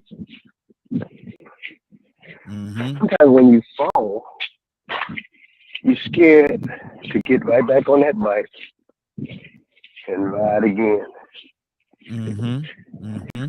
But your big brother shows up and he says, "Boy, get back on that bike." Yes. Sometimes they beat you. I know my big brothers, they'll do something to you if you had a little, you scared of something. Especially, even if that boy keep messing with me, and Daddy will say, or Mom will say, or one of the older brothers say, "You come back here one more time," talking about somebody messing with you, and they'll beat you down to make sure that you get rid of that doubt or fear or scared, and you get right there. I remember when we first moved to our neighborhood, my big brothers, what they would do is they would make us, anybody pass by the house, go out there and fight. We was just fresh in the neighborhood. Yeah. So we had to, I guess they was trying to make ourselves known. And no matter who it was, go on out there. And my brothers, they were so thick, I call them almost low down. They would sit in the ditch and win, lose, or draw every day. Anybody came out there, go on out there, and just start swinging. So, you better fight. You better fight. Yeah. But you wasn't gonna run, I promise you that. Exactly. Wow. Ryan, what's on your heart, brother?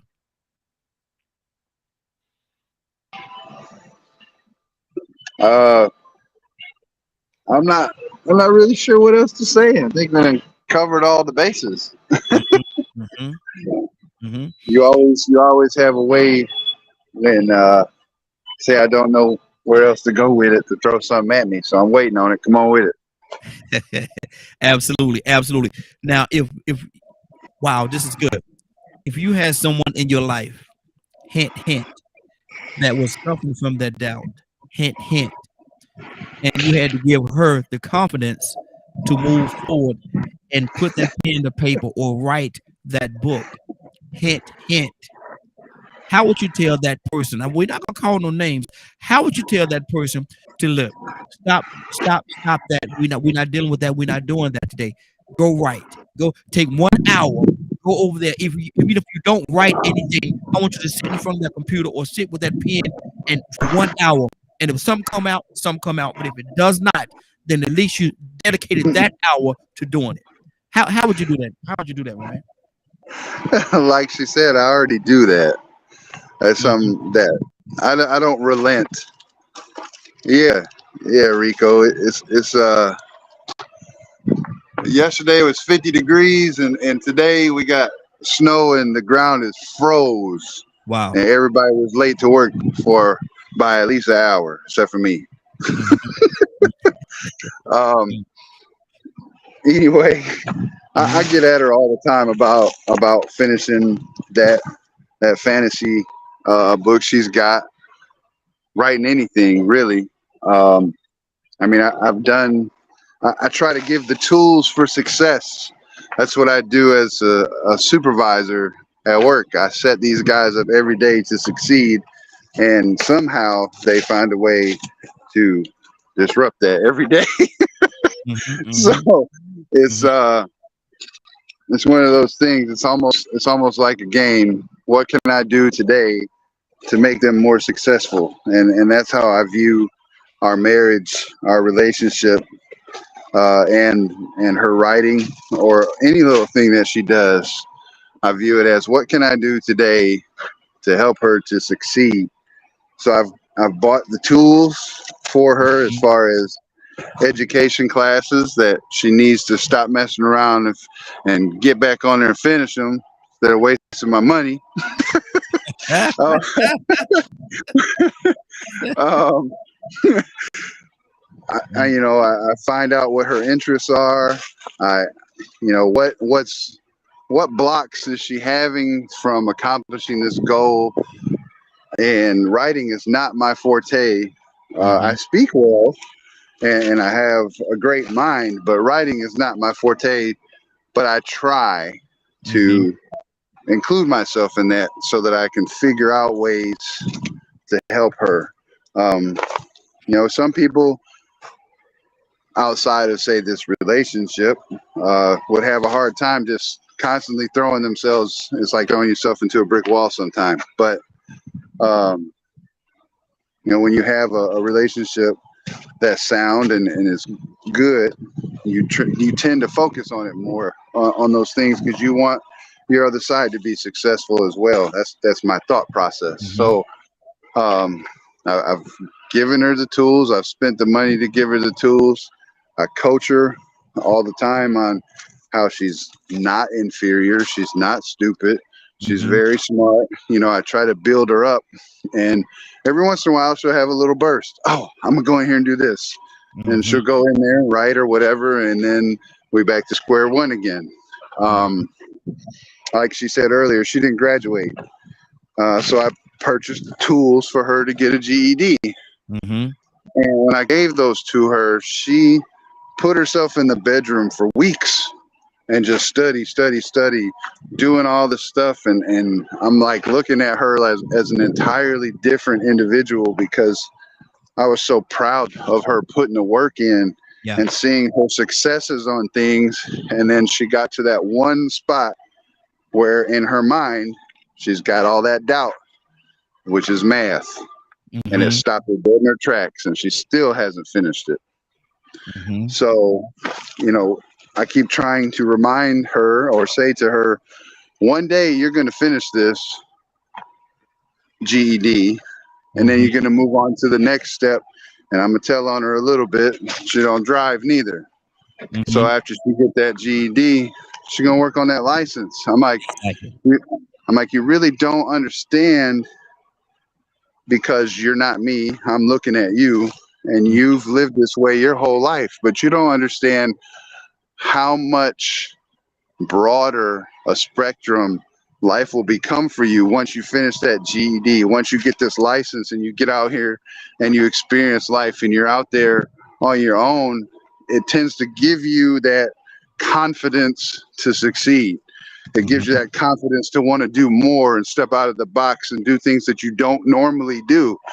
And that's something that I think we can attribute to everybody, right? You give them the tools to succeed. You try to help coach them. And then sometimes you just got to push them a little bit, and they may not like it.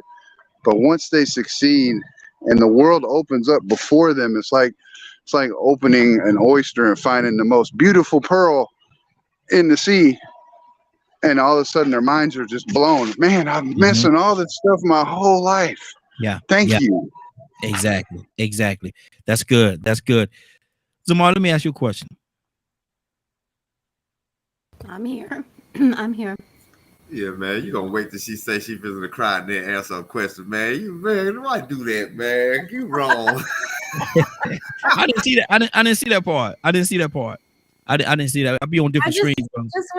Just when he's talking, right? Just with that stuff, like it just makes me realize, like, you can hear the love in his voice. You can hear those efforts in his voice, and I am so grateful and so thankful for my husband. I love my babies so much. Okay, you answered it. I did. Well, in a roundabout way, but the question I was going to ask you is this right here: if you're in a place where there is no water, There's no water. But there's a fence or a barrier. Let's say a barrier, and you can see the water past that barrier, but there's no water on your side. There's no water there. You need water. In order to survive, you need water. You have to have water. You have to have it. The barrier is that doubt that you have. How do you get past that barrier to get to the water that you need to sustain life?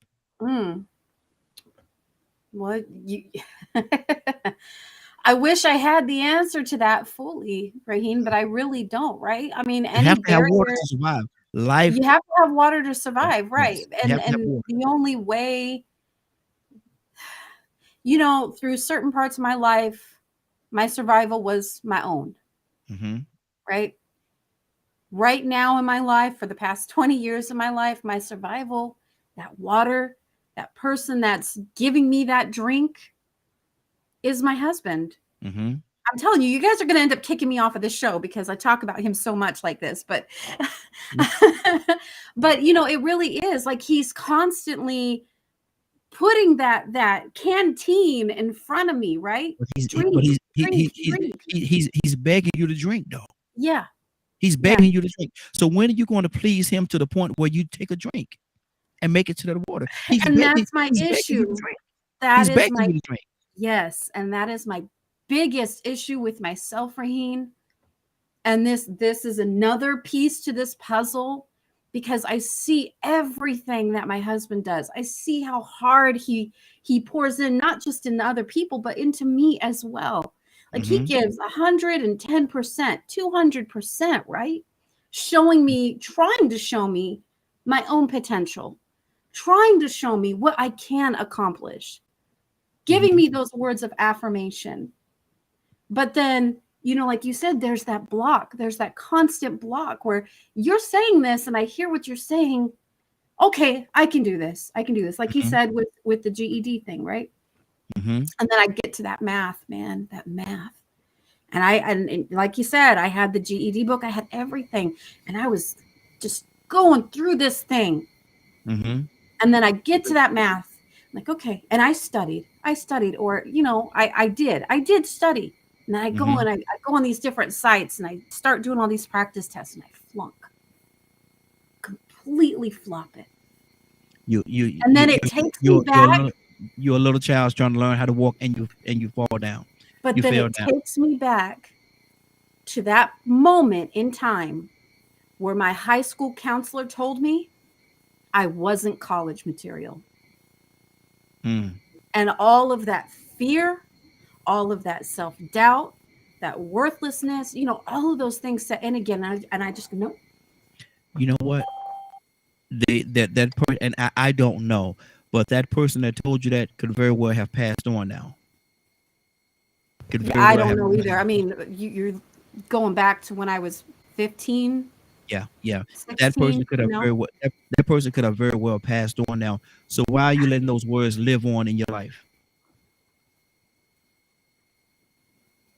Cassandra, I need to speak to the counselor. Yeah. I don't know. She found a comfort place. She found a comfort zone. I mean, if you saw what Ryan said, he said, maybe if I put a Dr. Pepper there. See, sometimes when we have these predispositions and these already mindsets against things that already sort of made us feel negative, why stay in this negative place when we could run to something positive? So, boom, forget this math. Let me go over here and start crocheting, or let me play these video games, or let me drink this Dr. Pepper, or let me smoke this blunt. Whatever it is that make you feel good. We're still human beings that are always going to be influenced by recognition and reward. Absolutely. We want to feel good. Could you let me speak to the counselor right now? What's on your heart? What are you hearing? Yeah, no, I'm hearing someone that still is struggling with her own identity and only, I don't care how much anyone encourages a person. It's only when you yourself, when you get in your head and your heart and your spirit that you are more than enough and that you can accomplish whatever it is that you set your mind to, that is the only time it works. Her husband can't do it for her, her children, anything anyone says on this line, it's all great. We need to do that. But the bottom line is until she sees that, until she feels that within herself, that's the only time that you will be able to overcome any obstacle that you're trying to get over in your life. You understand what I'm saying? Absolutely. And that may sound, cut and dry, but that's the truth. Only you can make that decision that this thing is not going to be a hindrance to me anymore. I'm going to overcome it. And Zamar, let me tell you something. When I was in high school, I had a baby at 14, 15. I actually had him, but got pregnant at 14. And my homeroom teacher told me, you never amount to anything. You got a baby now, you never amount to anything. Now, why she said that to me, I know now that there was something she saw in me that just turned her off so bad. And I was an overachiever. I was in a gang, but I was an overachiever.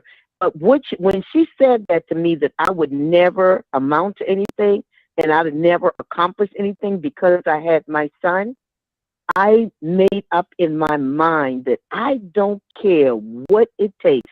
I'm going to make this heifer out of liar. She is going to be a liar.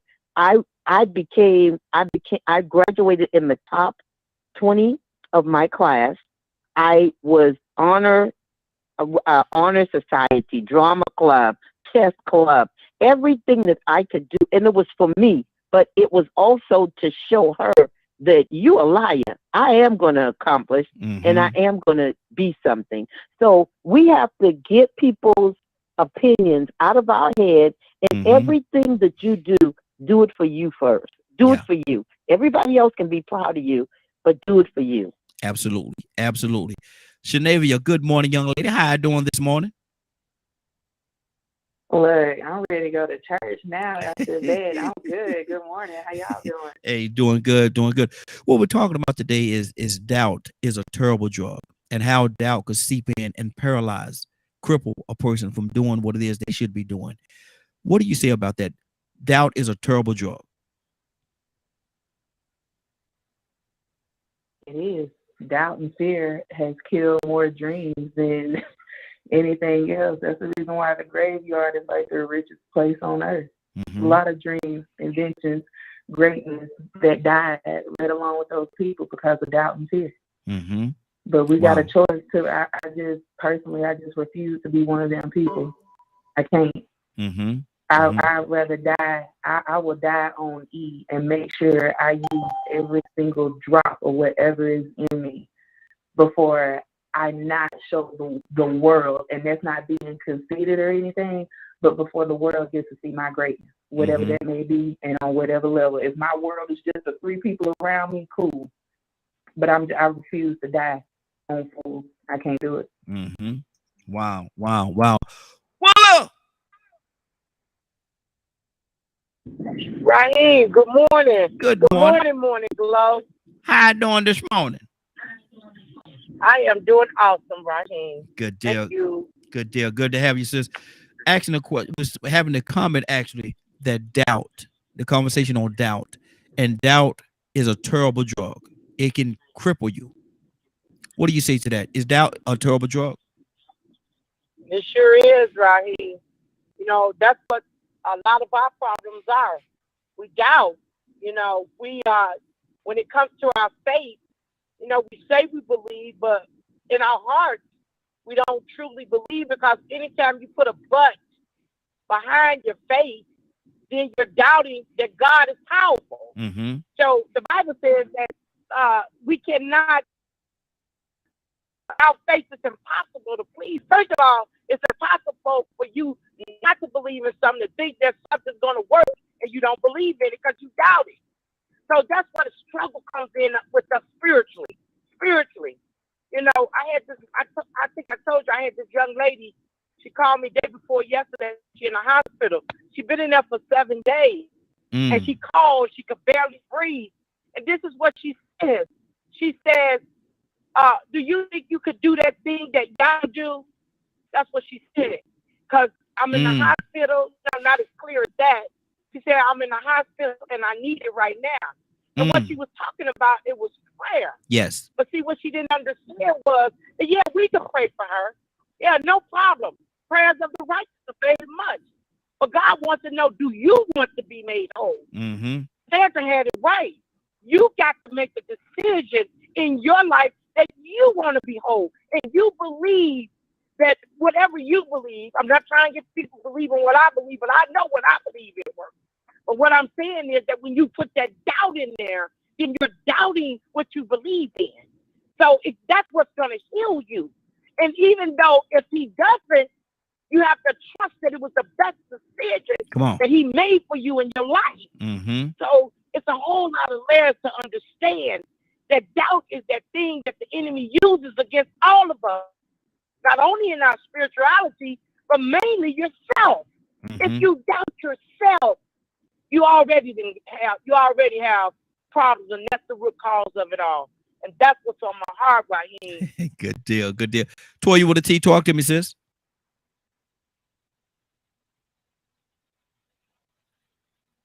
Toya, you there? I doubt that mute button is gonna beat me. What's up? No, yeah, no. Willa hit it, and everybody hitting it. Yeah, like I said, different people, different strokes for different folks, and again, doubt can drive different people different ways. But yeah, I think doubt, disbelief, fear, all of that is kind of in the same little goodie ball, and they all lead to each other. And when you allow those things to cause you to make no action is the problem, right? Because even with fear, right? Listen, I'm like Z. I dropped out of school. I didn't want to do it. I was 27 and a manager, and I had to prove to myself, like Cassandra said, well, I know I'm smart enough, but does society know? Because you didn't get your GED. I had a man pack me up and take me up to my parents because he was like, what? You're a dropout? Oh, you're a deadbeat. And he packed me up and took me back to my parents' house and dropped me off. And lo and behold, when we both started college at the same time, the college graduate had to take like 12 remedial classes, but the dropout went straight into her courses. Just saying. And that same dropout kept on going, right? Tricks of the devil to make you think whatever he got to use, fear, doubt, disbelief. Oh, you can't do nothing. You can't be nothing.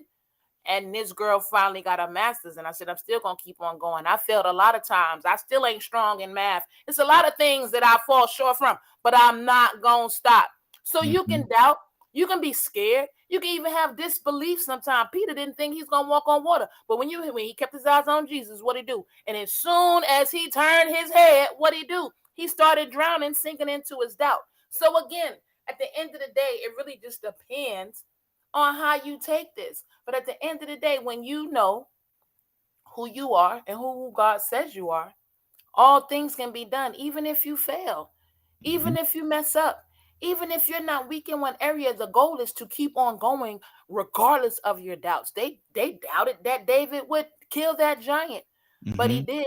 They doubt that God even said it was true because he said, thou shalt not murder. But when it's time for him to say, kill, steal, and destroy, let me tell you who you better be listening to. So again, when it comes to doubt, you got to be real careful on where it's coming from and exactly how far and how deep it's going to let it drive you, because some doubts are in place for a reason, and some doubts are here just to make you get up and move something and show somebody that they doubt didn't even matter. Move, huh? Get out the way. Oh, that's right. Rico, talk to me, brother. Leonard, coming to you next. Man, I was thinking about how deep this doubt can go. One thing we do have to acknowledge is that it is mental. And once we acknowledge that it's mental, we have to acknowledge, what caused that mental trauma that brought that doubt on. Because once again, I know that some people have accomplished in things, and maybe they didn't get the recognition that they should. It wasn't valued the way that it should have been, and so that's what put them in that situation. So you pretty much have to understand, like, that's the role that a lot of school teachers have to play. When they get with certain students and they see that they get to this certain spot and they just can't get ahead, you have to find a way to motivate them when they have got to a point where they're taking themselves out of the situation. You have to motivate them to get them to want to be a part of the situation, show them what they are valued, where they are important. We need you to be a part of this. You're important, man. Without you, we can't get this done. Man, good job. You know, like you said about the car earlier. But you know, this thing, man, it can come from a point of despair, that doubt and that fear. And we have to understand that there's a lot of doubt in people that commit suicide. Yeah. You know, that's how deep it can go. Because some of those people doubt that they can survive in this life because there's something about this life or the way things are going that they don't like. And some of these people, they are sick. They are terminally ill. We look at some of these people and think to ourselves, man, they got the best life. I think Twitch said Twitch had financial problems or something like that. He had so much doubt that he couldn't survive or make it out of these financial problems that was the choice he took. The choice he made. You know, the woman that was Miss America that killed herself, that walked off the side of the building. Yeah. You know, she was a host on Entertainment Tonight. I mean, man, everybody would think that, look, man, you've reached all your potentials. I mean, you were actually Miss America, a black woman. Miss America, oh man, you got resilience. You're strong. You are accomplished. And she still had something that made her doubt that she wasn't going to be able to live the life that she felt comfortable living. She felt like she wasn't even living her life. Something went wrong. So, you know, this doubt thing, man, this doubt that you can make it, this doubt that you're going to be okay. You know, it's a lot, man. It's a lot tied into this, you know. Yeah, it is. Man, it really boils down to your desire and how bad you want it. You know, I said it earlier. Most people are gonna go to the things that makes them feel the best. And if you don't like reading, or if you don't like writing a lot, if it's boring, that might influence your doubt. That might complicate the stress. You know, but you asked a question earlier about how a person delivers the motivation, or maybe, you know, saying some negative words and where they're coming from. And anxiety and stress can cause a person to doubt. You know, like, say for instance, as a parent, I could remember being able to express to them different ways, solve certain problems, or handle certain situations that they were going through. But then I would have this issue with my children that it would be harder for me to express the same thing. They would be going through the same problems in math or whatever. But then I would panic. I would get anxiety and I would get all this stress. And then I'm like, man, why is it that I can't explain to them the right way that I can these other children? Why is it that when I'm saying it, they don't get it? And I know they don't get it because I'm not expressing it the right way. It was because it meant so much to me that I was stressing that they wouldn't get it. I was stressing that they wouldn't meet the expectations that I had set. You know, we all want our children to at least meet our levels of accomplishment of higher. And I panicked and I was worried that it bothered me more. It was more stressful that they wouldn't be as smart as I was in school. And so, you know, in the process of going through this anxiety and stress and them doing what they're doing, I might say something negative. My son gang fight. He getting kicked out of alternative school. I motivate him to say the most positive thing, but then I went back and read some messages that I sent him one day, and I said something out of stress and anxiety that I had to go back and apologize for the other night because I put myself in his shoes. And I said, well, dang, man, that didn't sound like I was trying to motivate him. I'm glad you said dang. Yeah, I said, well, but I'm gonna tell you what I said to him. No. Okay. I mean, it wasn't bad. I'm gonna tell you what I said to him though. Okay. He was saying that he wanted to go to school and he wanted to go to college, but then at the same time he fighting and getting this gang stuff. And I told him, I said, man, yo stupid A doing this and that. Wow. And so I went back and I read what I texted to him. I had to go back. I said, nah, man, I said that wrong. I got to apologize. You are not stupid. I said, but you are doing some stupid things. Yeah. And I had to apologize because I knew then that, hey, once again, I was being part of the problem. You know what I'm saying? I was causing more doubt in him and giving him more reason to doubt that he could succeed in school because I had just told him he was a stupid ape.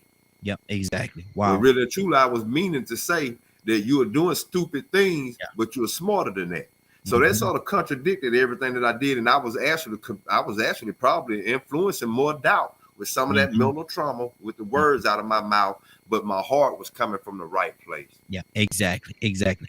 And see, I don't know how I won't try to line it up with what happened with me with the young lady, man. Because like I said, man, I felt, man, Rick, I'm gonna tell you, I felt terrible, man, because I should have reinforced her accomplishment in a more positive way, and I did nothing, man. I did nothing. You know, man, that hurt me, man. It really did. That hurt me. Not showing her that she accomplished something, that she did something. Bro, imagine how I felt when I went back and saw the words that I tested to my son. Exactly. I thought about how that felt when he heard that. I said, Lord, have mercy. Did I actually call him, say that he was that? Yeah. So I had to fix that, man. I mean, because I know that is not where I was coming from. But out of stress and anxiety, I came out of my mouth the wrong way. So according to like what Badger was saying, it depends on how the individual was saying took it, because he could easily say, Dad, I know you didn't mean that. Yeah. I know you were just stressed. Exactly. But then he could it would be just as justifiable if he took it as, oh, Daddy, that's the way you feel about me? Oh my goodness, well, I can't be worth 2 cents. Wow. Let me go. As a matter of fact, let me go to Badger. I hadn't spoken to Badger in a minute. Badger, what's on your heart, brother? I mean, it's kind of the same as what I've been saying. Like these issues stem from so many different sources and individuals. Everything from trauma, people talking down to you, people telling you you're not, because you struggle in something, you know, it doesn't matter how good you are in other areas. It's the fact that you can't do that one thing, you know, and people use that as ammo to beat you down. And sometimes it's because they're jealous at the fact that you are good at those other things. People will beat you down out of envy and jealousy. Yes, sir. So it's just, you know, having to weigh, who am I in this moment? Am I a servant, or am I a slave to the comments people put on me? Wow. That's good. I want to switch over to something else, but before I do that, I want to make sure everybody finish their thoughts on this. Anybody have any more thoughts on this topic right here before we move on? Because we could talk on this for another 4 days. We could talk on this topic here for another 4 days, easy, and still run out of time. Anybody have anything on their mind, on their heart before we move on to something else? Yeah, Raheen, I got one more thing to say, because Absolutely. I just thought about this, right? The other day we had talked about, you know, the traumas and everything, and I had said something that you had me repeat, which is, I am valuable, I am worthy, I am loved, all of that, right? So I don't want to, with that being said, and me talking about my own personal issues with this doubt thing, I don't want anyone to think that it seems contradictive. So I just kind of want to put that out there. Like, I know, because it can come off as a contradiction in a sense. I do feel worthy. I do feel valuable. I do feel loved, but that doesn't mean I do not have these things that push against me, that keep me from reaching potential. Absolutely. So I just wanted to say that. Good deal. Let me go, Leonard. I'm gonna start this off with you. Leonard, you there? Yes, sir. Yes, sir. Leonard, if a person come to you, and this is an individual, everybody gonna probably view this thing or deal with this thing differently. I understand that, but Leonard, somebody come to you and they say, man, I don't know what's going on, man. My frequency is off today. My frequency is off today. What does that mean to you? Well, when I say that, it means that, one, I am not tuned in. I am not tuned in to the source of my strength. Mm-hmm. And it lets me know that I am off. Mm-hmm. And so then I have to go back and find out, as much as I can, okay, how did I get to where I am? And what is the reason? With that issue Ms. Z had. And I was just listening. And I used to do a lot in education with writing. And I was like, start a writing plan. Mm-hmm. Each time of day, if I'm going to write something, if I got a project to write or whatever I'm writing, I have a writing schedule. And if you set a time to write at 1 o'clock and you get there at 1 and you ain't got nothing, it's not write 2 or 3 words. Write, man, I couldn't think of nothing today. Mm-hmm. Pretty soon you're going to quit. You're going to say, I don't set aside this time. Now I need to use it. And even if you get there and you can't write, you write, I just couldn't find that today. But tuning in to your source of your strength, I think, is a perspective I learned from Christianity. Mm-hmm. And it has helped me a lot for the very simple fact that I remember on this call, and people say, well, everybody don't have that type of courage and blah, blah.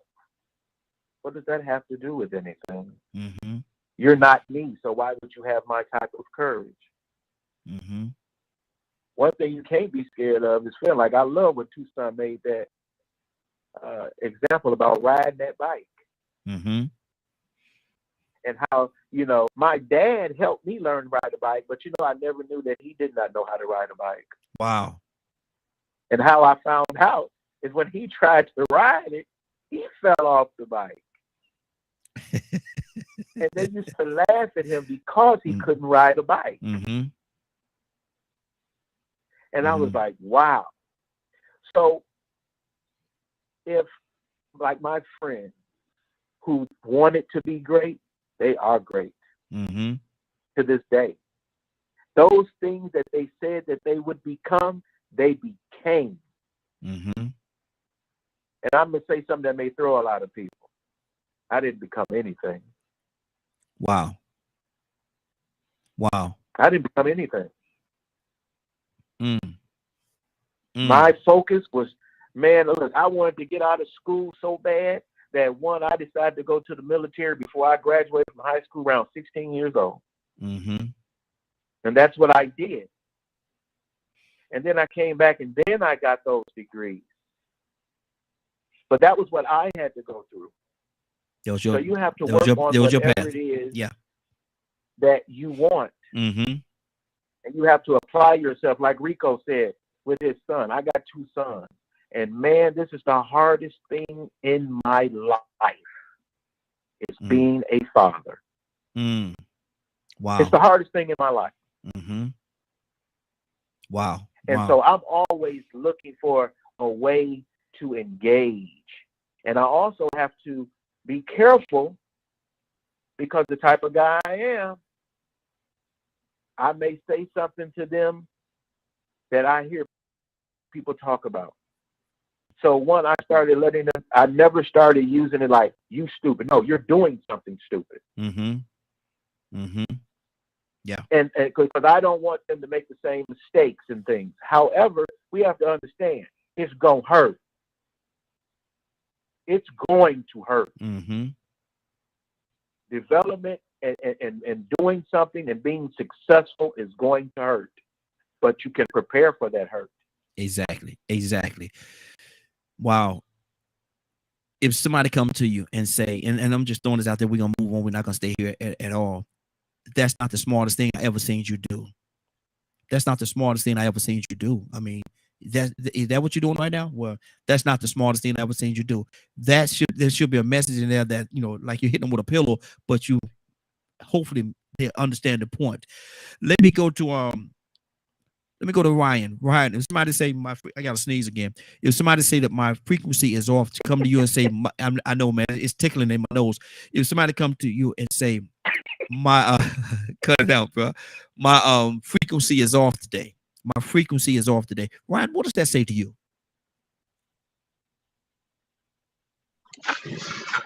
That says to me that there's something going on, and maybe the radio dial needs some adjustment. Mhm. You know, it's that's one of those statements where it can go any which way, right? Like, so explain to me, like, give me a little more in depth on what you mean by your frequencies off. Well, see, I can't. that's why I was leaving it to everybody else, everybody's interpretation. That's why I say it's gonna mean something different to everybody. I'm leaving it to when somebody say that to me, sounds and vibrations and all that stuff. You know, it carries a lot. When you're talking about sounds, vibrations, and frequencies and things like that, you know, all that, people don't understand how impactful that is to your everyday life. So if they come and say, my frequency is off today, pitches and tones and stuff like that, that carries a lot of weight in this life that we live in, and people don't a lot of time pay attention to. And so how in touch with themselves will they have to be to know that their frequency is off today? So most people have a pattern. They have a daily routine, you know, whether it be a job or getting up and taking care of the kids, getting them off to school, or just, you know, getting up, like Rico said earlier, lighting up a blunt, whatever. Like people have a pattern. And when you deviate from your pattern at all, it can mess up your frequency. Whether that's you didn't go to bed on time, or you watched something that messed with your soul last night before you went to bed, and your brain running around in circles, making you think, oh man, that's going to affect me, you know, whatever. It could be multiple different things. And I think it's important in your life to have that pattern. Like for me, I sleep 4 hours a night. That's about what I get. But I'm programmed to function on that. I'll come home after work and crash for a couple hours, maybe longer. If my wife decided to cuddle me in the bed, then I sleep a little longer, you know. But it's a pattern, and my pattern, unfortunately, was born from chaos. My pattern started after I became a CO. And I started getting night terrors and kicking and tossing and turning and beating my wife up in her sleep. Or in my sleep, you know. And that pattern, if I sleep any longer than that, I've noticed that once I hit that heavy sleep, I have some real unsettling dreams, unsettling visions, and I don't like that. So I've programmed myself 4 hours of sleep, go and get yourself up, go to work, do what you got to do, come home, take a nap, get back up, you know. And if I deviate from that, so like on a Saturday, let's say I allow myself to have that deep sleep, I wake up, I'm tired all day, I don't want to do nothing, I'm sitting in my chair, falling asleep, like, nope, gotta get up, gotta push through this, let's go. And I'll get up, clean up, make her get up, come on, let's go to the store, let's do something. We got to fix the pattern. And I find that when people adopt themselves to a pattern, especially a good pattern that meshes with themselves, that a lot of issues tend to kind of drift off. Yeah, it's not going to solve everything, but a good pattern will stabilize your life, and you can base things around that pattern. You can base, for her, spend a little time writing, or for other people, figuring out how they can overcome or seeking help for certain individual or certain problems. Excuse me. Patterns are good, and it helps you dial in that life, like you said, frequency. Frequencies are kind of like you go to the hospital and you're looking at the heart monitor. That's a frequency. And you see that line, and that line is your lifeline. So you dial into your frequency, you keep your lifeline strong. Good deal. Let's keep this thing going. Let me go to Toya. Let's go to Toya with a T. Toya with a T. Frequency. My frequency is off today. What does that mean to you when somebody say that? Yeah, that's like your like your zone. You know what I'm saying? Like your wavelength. Everybody got these vibrations on how they feel. High vibrations, low vibrations. You know what I'm saying? The ups and downs. And when your frequency off, that just mean like it's just off day. Mm-hmm. You know what I'm saying? Your spirit off. You know what I'm saying? Your mind off. You know what I'm saying? It might not really be there. And due to low vibrations, we just got finished talking about doubt. That's a low vibration. That's a low frequency. You know what I'm saying? So from what a human really is, of course, if you're a person who someone told you something and it carried with you, then that's what that means. Your frequency is off. Because as a human, you should be able to be confident, clear-minded, you know what I mean, not distracted. And all of these things mean something. This is also part of diagnosis. You know what I'm saying? When you start to be able to dictate someone being off, their mind not clear, we can start getting into depression and different things like that caused from, different not only experiences, but different health issues as well. You know what I mean? So when it comes to frequencies and you understanding yourself as a being that has a spirit and energies and vibrations, when you really get into that, just like your radio, if you don't have a good frequency, you're going to get static. Yeah. And you're not going to hear all the song. And it's going to cut off and on. And it's going to be complicated for you to get the message because you can't get a good frequency due to other things that may be, interfering with the reception.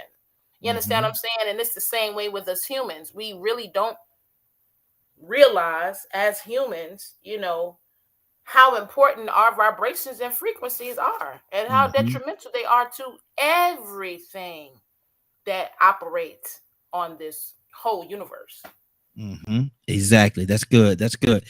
Frequencies. People don't understand. Frequency means a lot. Tucson, what does it mean to you, man? When somebody say my frequency is off today, what does that mean, Tucson? I'm having a bad day. Can't get it together.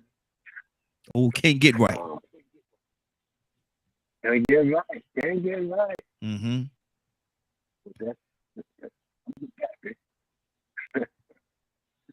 I think we all have that day. You ever well, I thought about something, man. I thought about riding in the traffic circle and forgot that I was in the traffic circle and I just stayed there for a while. I can't tell everything about that situation. Puff, that sound like one of them puff pass, man, brother. That sound like a puff pass. That's why I was so dressed. What in the world? I mean, I know I'm okay now. I'm supposed to be about 30 miles down the road, but I'm still in the traffic circle. Going in the circle. Will it go around in circles? Let me put this thing out.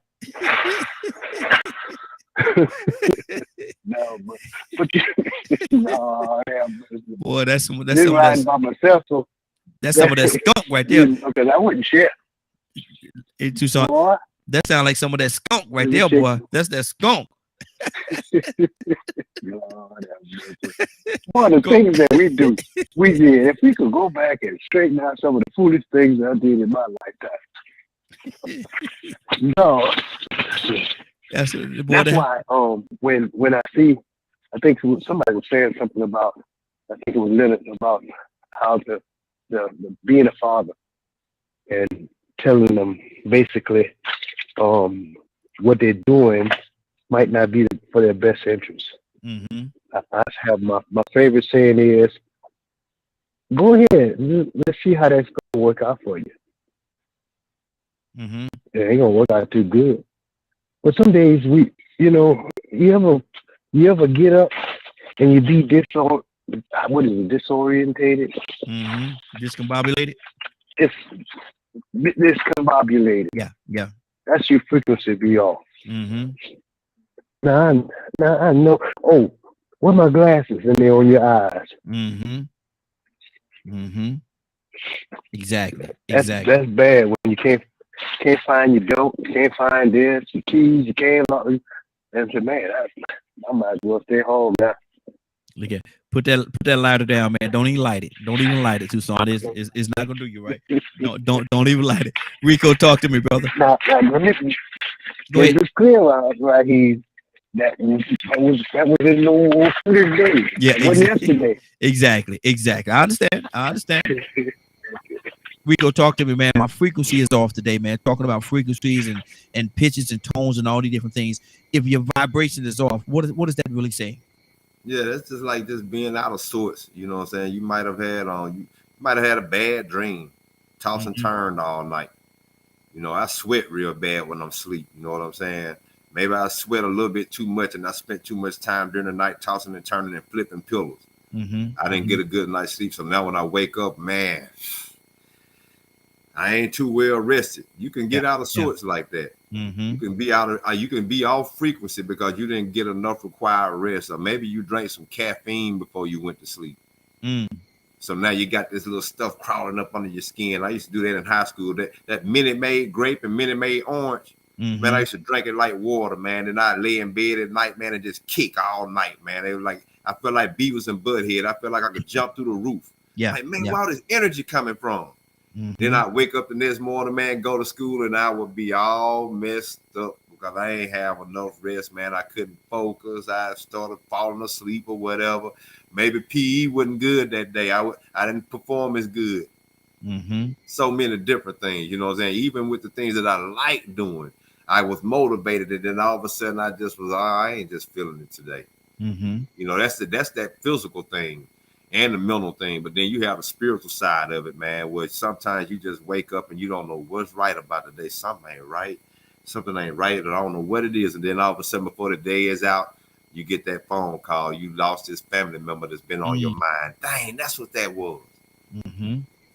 That's why I couldn't get right today. Maybe you go to work and have some freak accident happen. You, man, is this some Final Destination stuff? Where did this come from? Yeah. Every time I turn around today, man, I had a couple car accidents, man. I sort of knew that something bad was going to happen before it happened, but I tried to blow it off and just move on with my day. And then before you know it, before I could get home, right before I made it home, oh man, I knew something was going to happen today, man. Today just been all the way off. So, I mean, sometimes, man, it's beyond just the mental and physical. It could be spiritual, but the thing is being aware of it. You know what I'm saying? That funny feeling. Yep, that funny feeling. A lot of times it does mean something. Cassandra, what's on your heart? What does it say to you? My frequency is off. My frequency is just a little bit off today. Cassandra, what does that mean?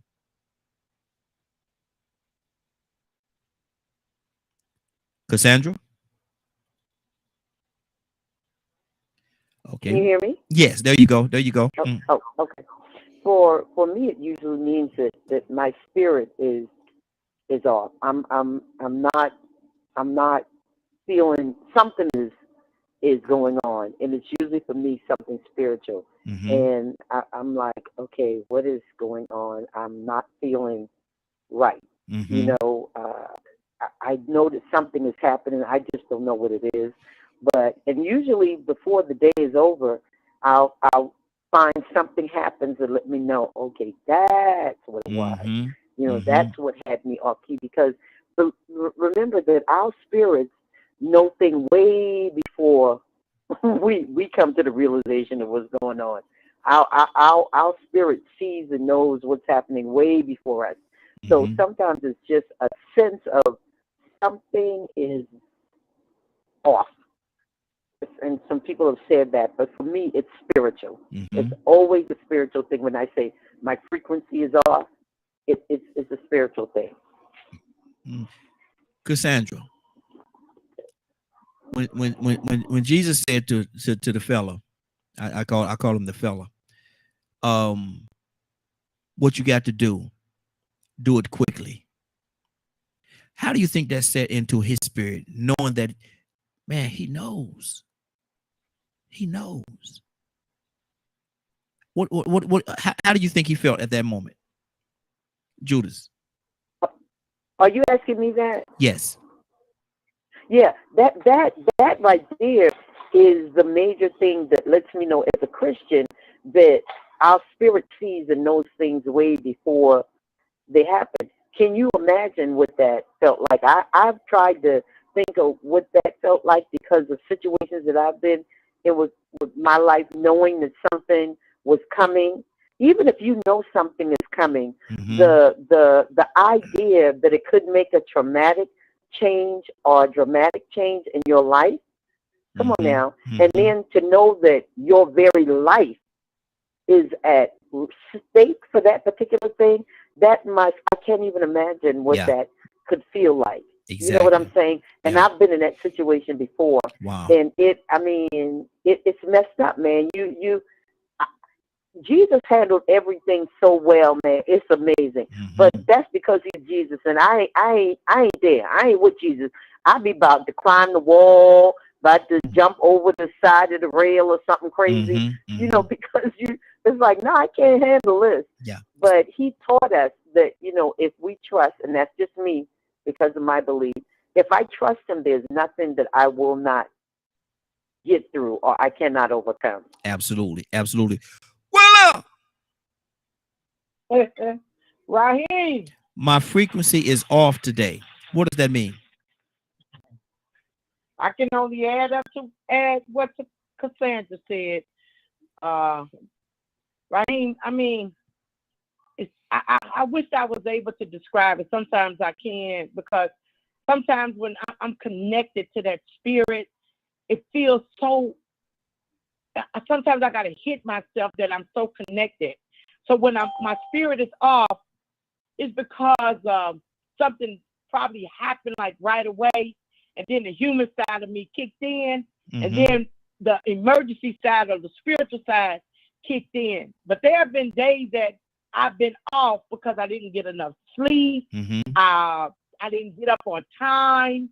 People that I was supposed to pick up didn't come out like they were supposed to be, because I'm an on-time person. I don't like, if I tell you I'm coming at 8:30, I want you to be downstairs almost in the car at 8:30. That's the kind of person that I am. And it's a lot of things that would throw me off, but I'm going to say now that I'm in the place that I am now, man, Raheem, if I can only just share that with you, that the place that I'm in, you could, I mean, the connection is so strong sometimes. And this is a true story. I pick up this lady named Georgina, and I told her, you know, she was struggling, having bad problems and things going on. I prayed for her, and I said, look, girl, I said, God is telling you to move some people out your life. I don't know who it is or what it is. I said, but that's what he's telling me. So a week later, true story, a week later, this young man by the name of Ralph almost beat her down. That was the young man that he was supposed to move out of her life, and she didn't. She didn't do it. See, sometimes God, you don't know sometimes. God sees things way ahead, and he tries to prepare you for it. So you got to keep that connection. You got to keep that connection. So sometimes, I don't know why I keep saying sometimes, because I mean all the time when it comes to me, him leading me, guiding me, directing me. That's just the place that I am in right now. I'm human like everybody else. I go through things. I have to come back and pray. There are so many things that I have to do still, but guess what? Guess what, Raheem? I trust it. Exactly. I trust him more than anything in this world, Raheem. And that's where my heart is today, Raheem. Good deal. Good deal. Zamari, talk to me, sis. My frequency is off. My frequency is off today. What does that mean? Let me go into this chat. Frequency is off today. Huh? I said my frequency is off today. I woke up, like I said, I woke up with that headache. I woke up late. I wanted to be here on time to be a part of this today. Didn't wake up until after 7:30, I think it was. So, and that just kind of throws everything off. But my kids are home today. They're on break. They're on their winter break. So I didn't really have to get up, right? But I wanted to. I wanted to be here early. And now I feel really tired. I feel exhausted. I feel like I just want to go lay back down and go to bed because, I don't have that motivation today because I don't have to really do anything today, right? And so that's part of that for me anyway. When there's nothing, when I know I don't have anything that I have to do, I don't have to worry about having stuff done. and then you get really lazy and everything, and then you just don't feel productive, and you know that low frequency, it makes you tired. For me, it does. It makes me tired, right? And so that's like what my husband said earlier. Let's go out and do this and get this done and that done.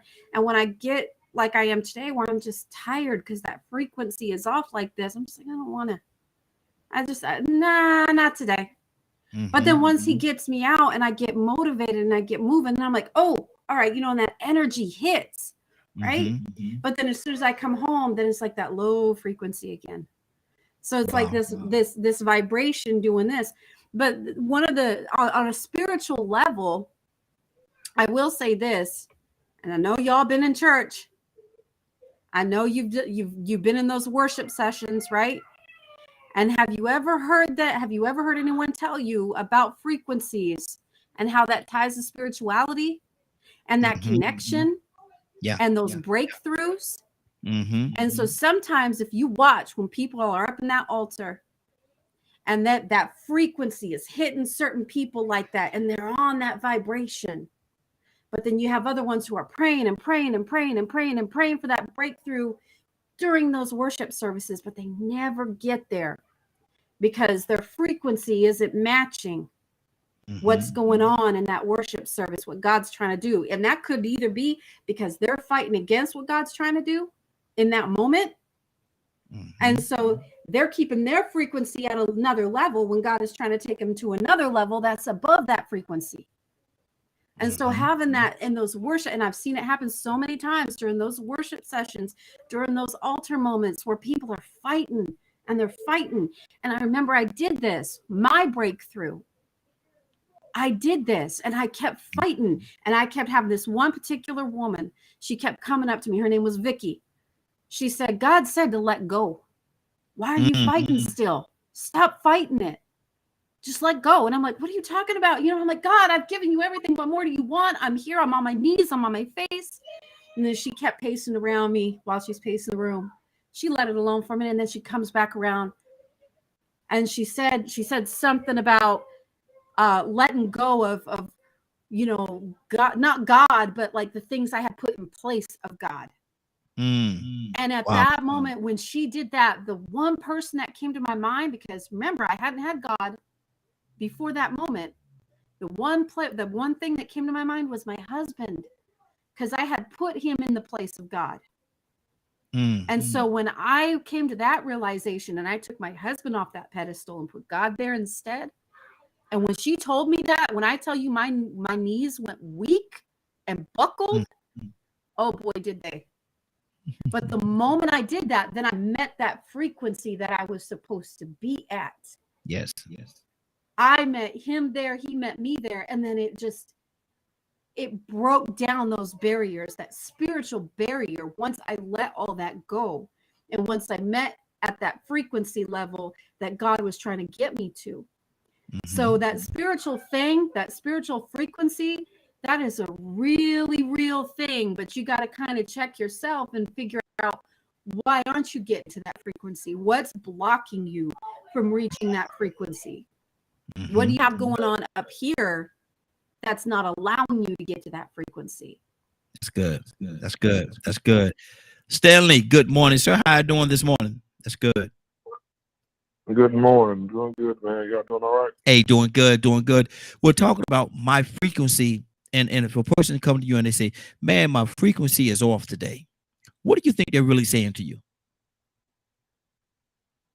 Well, a lot of things could be off kilter. And I'm listening to her say her frequency is off today. Mine is off as well. And I think sometimes you have to just have to get rid of some folks. And because it could be some spirits working against you that you don't know about.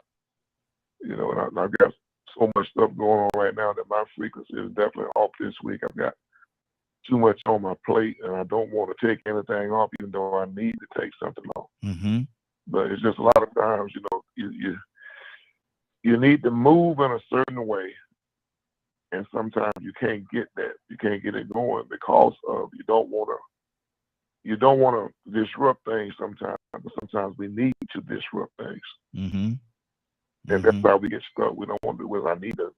I need to get this person out of my life. Or I need to get that person out of my life. I need to change jobs, or I need to make a certain move, or it's an investment or something like that. But we kind of scared to do it, you know, even though we know it's off. We get so comfortable in our positions or where we are and what we're doing that we don't want to make those changes.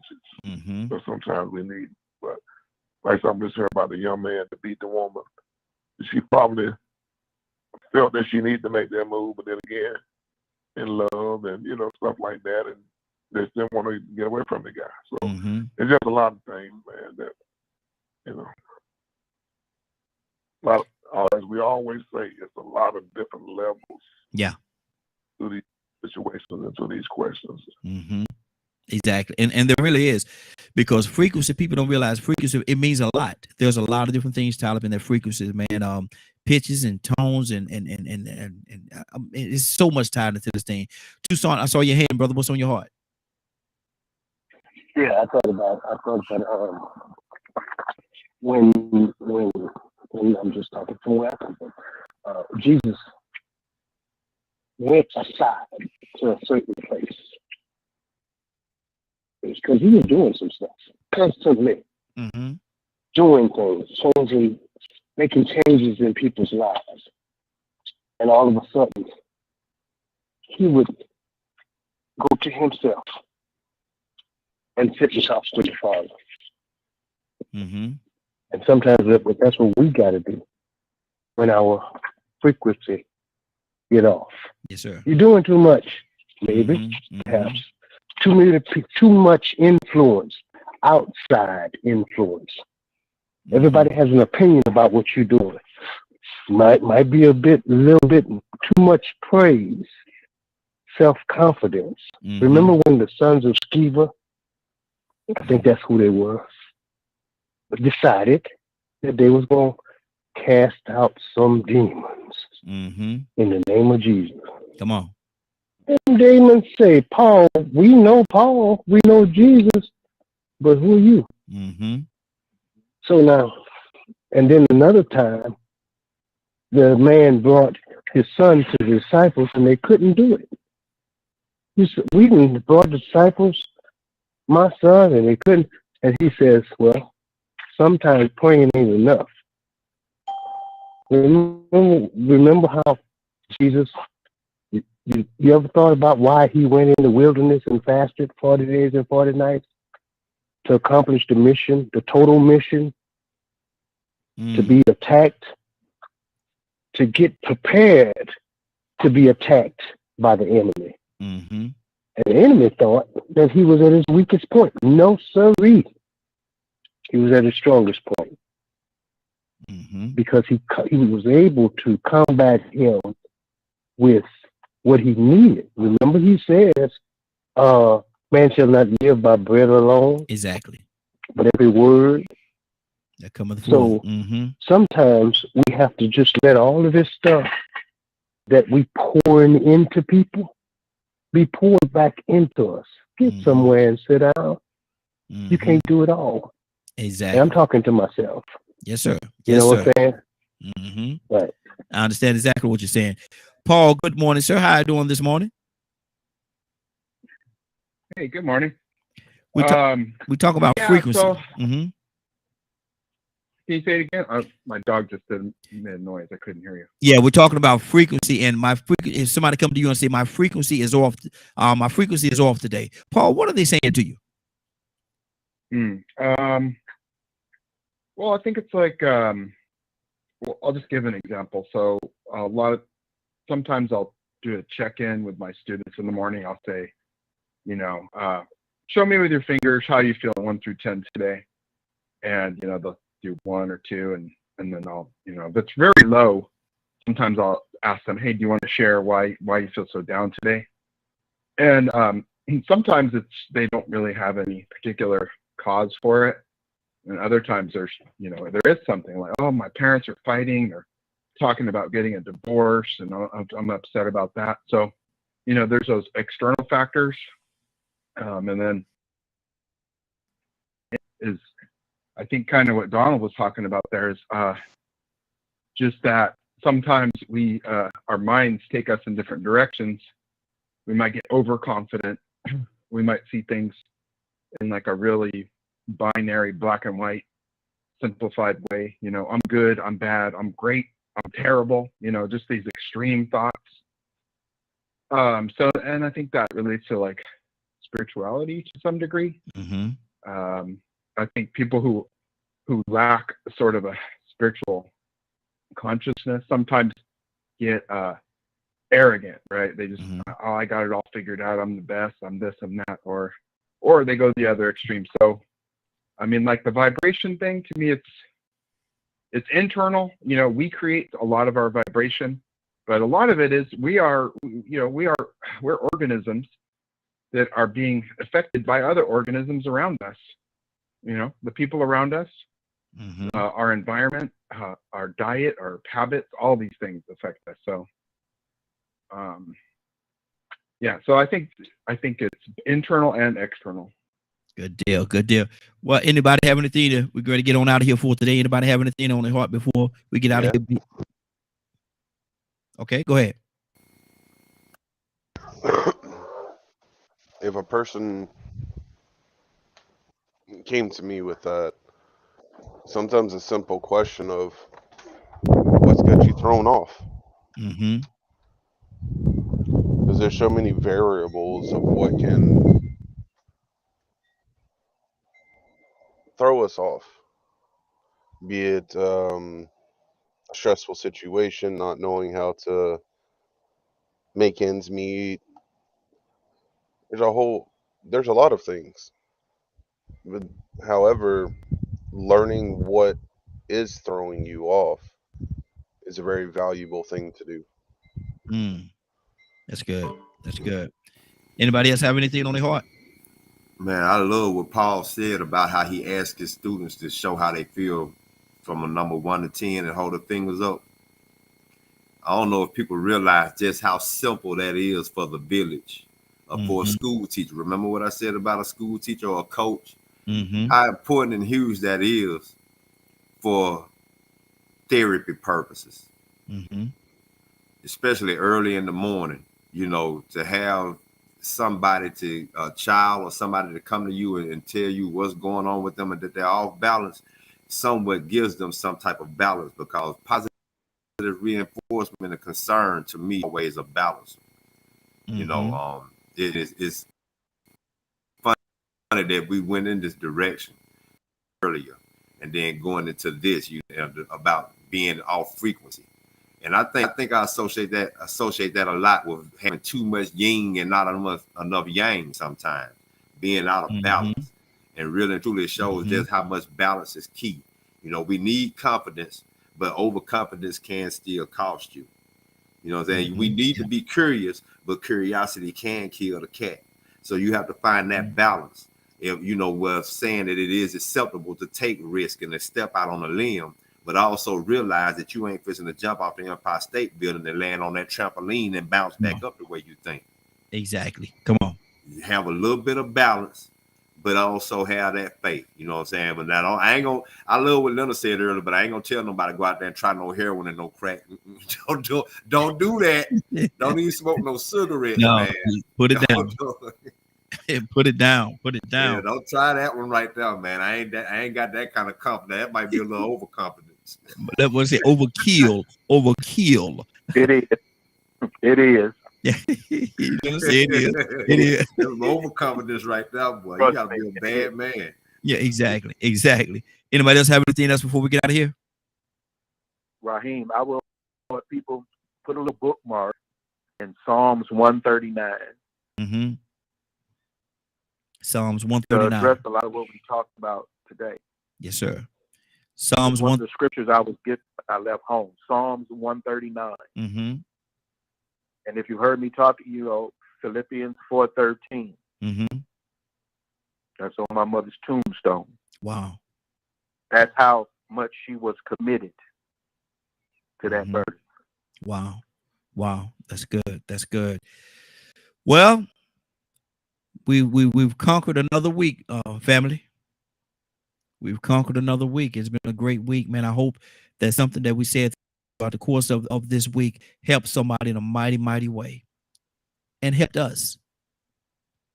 Rico, what's going on at 3 o'clock today? If you missed today's show and would like to hear or see the rebroadcast in its entirety, you can tune in at 3 p.m. Eastern Standard Time on www.dkmmediagroup.com. Now, Rico, I got to do this for you, man, because I got to do you a solid. You know, we're going to have the 70s, 80s, and the 90s party. I got to do you a solid, brother. I got to do you a solid. I'm looking at it, man. We got a lot of the numbers, a lot of people that's tuning in that hadn't tuned in before. So I want you to take this opportunity and explain to them that you do know what the word is. You do know. Yeah, definitely. Yeah, man. This is inside thing. I guess customary to the DKM family, but I do know how to say the word entirety. You know what I'm saying? But he says entirety. I don't know where it came from. I just jumped into the fold and had to conform to the process. Yeah, because we got a lot of people listening, man, and they might say entirety. They might think you don't know what, so I had to give you a chance. I'm from Alabama, but I ain't that country. Exactly. So I couldn't have all these new people listening and walk away with you saying entirety, and they thinking that you don't know, man. No, I couldn't do you like that. Talking all fancy, saying it like it's French. Exactly. Exactly. So yeah. He do know what the word is. That's like you said, that's an inside thing that we do here. So when you hear him say entirety, it's an inside thing. All right. Now, Willow. Raheem, come on, let's go, Raheem. Well, now today Friday. Willow, are you sure you ready? Should I go to somebody else? Are you sure you ready? Raheem, I am so ready to receive God's word. Come on, Raheem, let's go. Well, I'm gonna tell you something. Since you said it like that, I ain't got one more thing to say. One more thing to say. You know what that is? Let's go. Let's go. Let's go. Come on, Raheem, let's go this morning. Ooh, let's go to the throne of praise. Father, we thank you so much for waking us up this morning, giving us another day that we've never seen and we'll probably never see again. We thank you so much, Lord, for bringing us through the week, Lord. Father, we're asking that you continually bestow your mercy, your grace upon us, Lord. Father, keep allowing your Holy Spirit to dwell in us, Lord, with that connection, that supernatural connection that leads us, guides us, directs us, lines us up with your will. Oh, Lord, we thank you. We thank you, Lord, for your word. We thank you, Lord, because your word is what brings healing. Your word is what brings confidence and boldness to those who know you, Lord.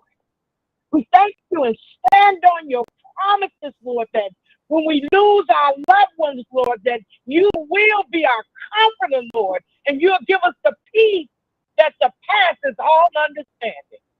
We thank you, Lord, for it.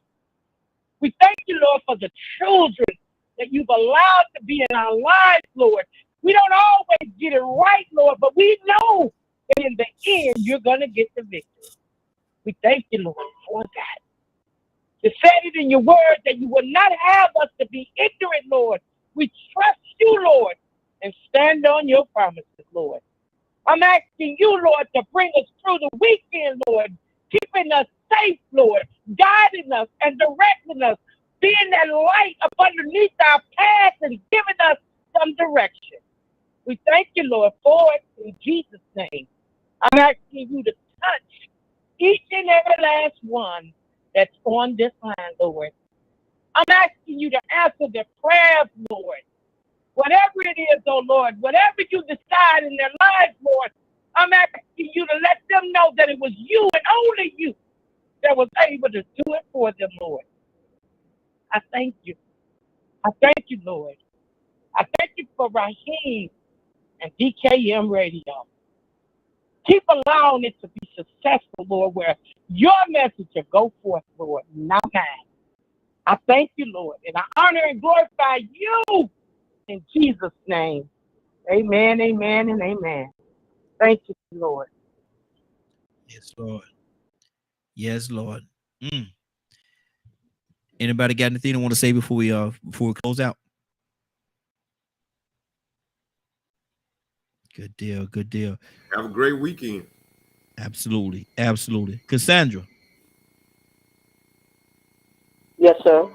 I want you to do something now. We prayed and we said pretty much our closing until I say my last little closing.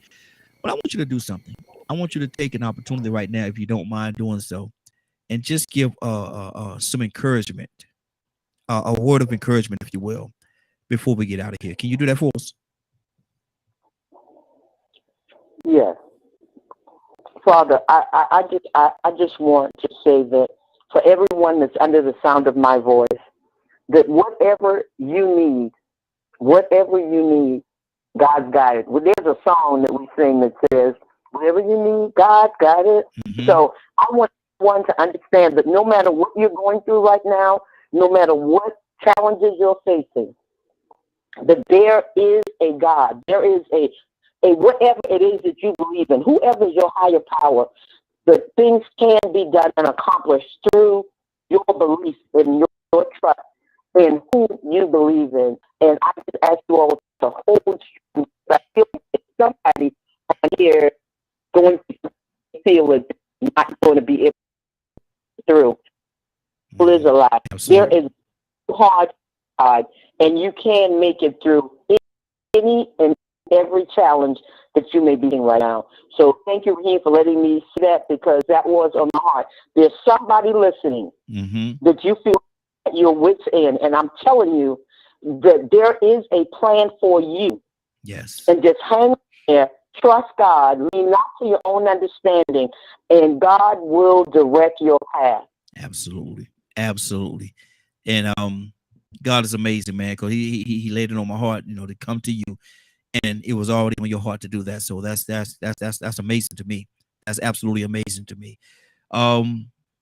Thank you all. Thank you all for joining us. And it is now 10:20. I want to thank everybody for joining us. And more than that, I want to thank you for allowing DK, your media group, and associates, and the Morning Glow for being a part of your morning. It is now 10:20. I think my grandbabies are listening too. And good morning to my mom as well. Good morning, my grandbaby. Great. I think my grandbabies are watching me this morning. Good morning. I see y'all over there. Love you, people. I love you, babies. People, I love you. Yes, I'm saying good morning to you. Now, I could get back to what I'm doing. It's now 10:20. I want to thank everybody for joining us. More than that, I want to thank you for allowing DK, your media group, and associates, and the Morning Glow for being a part of your morning. It is now 10:20. You're about to exit the Morning Glow, but before you go, I want you to do me two favors, if you will.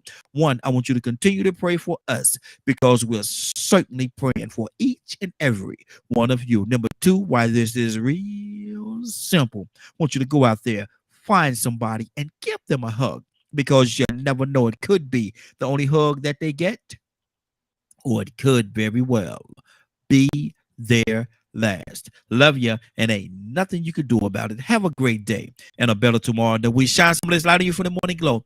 Take it out there into this wicked and cruel world that we live in, and let your light so shine. If you get an opportunity, give somebody some love. You just might get some love in return. Won't that be a beautiful thing? Have a great day. Take care of each other. And please, please, please be blessed. See you Monday morning. God say the same. Have a great weekend. Love you.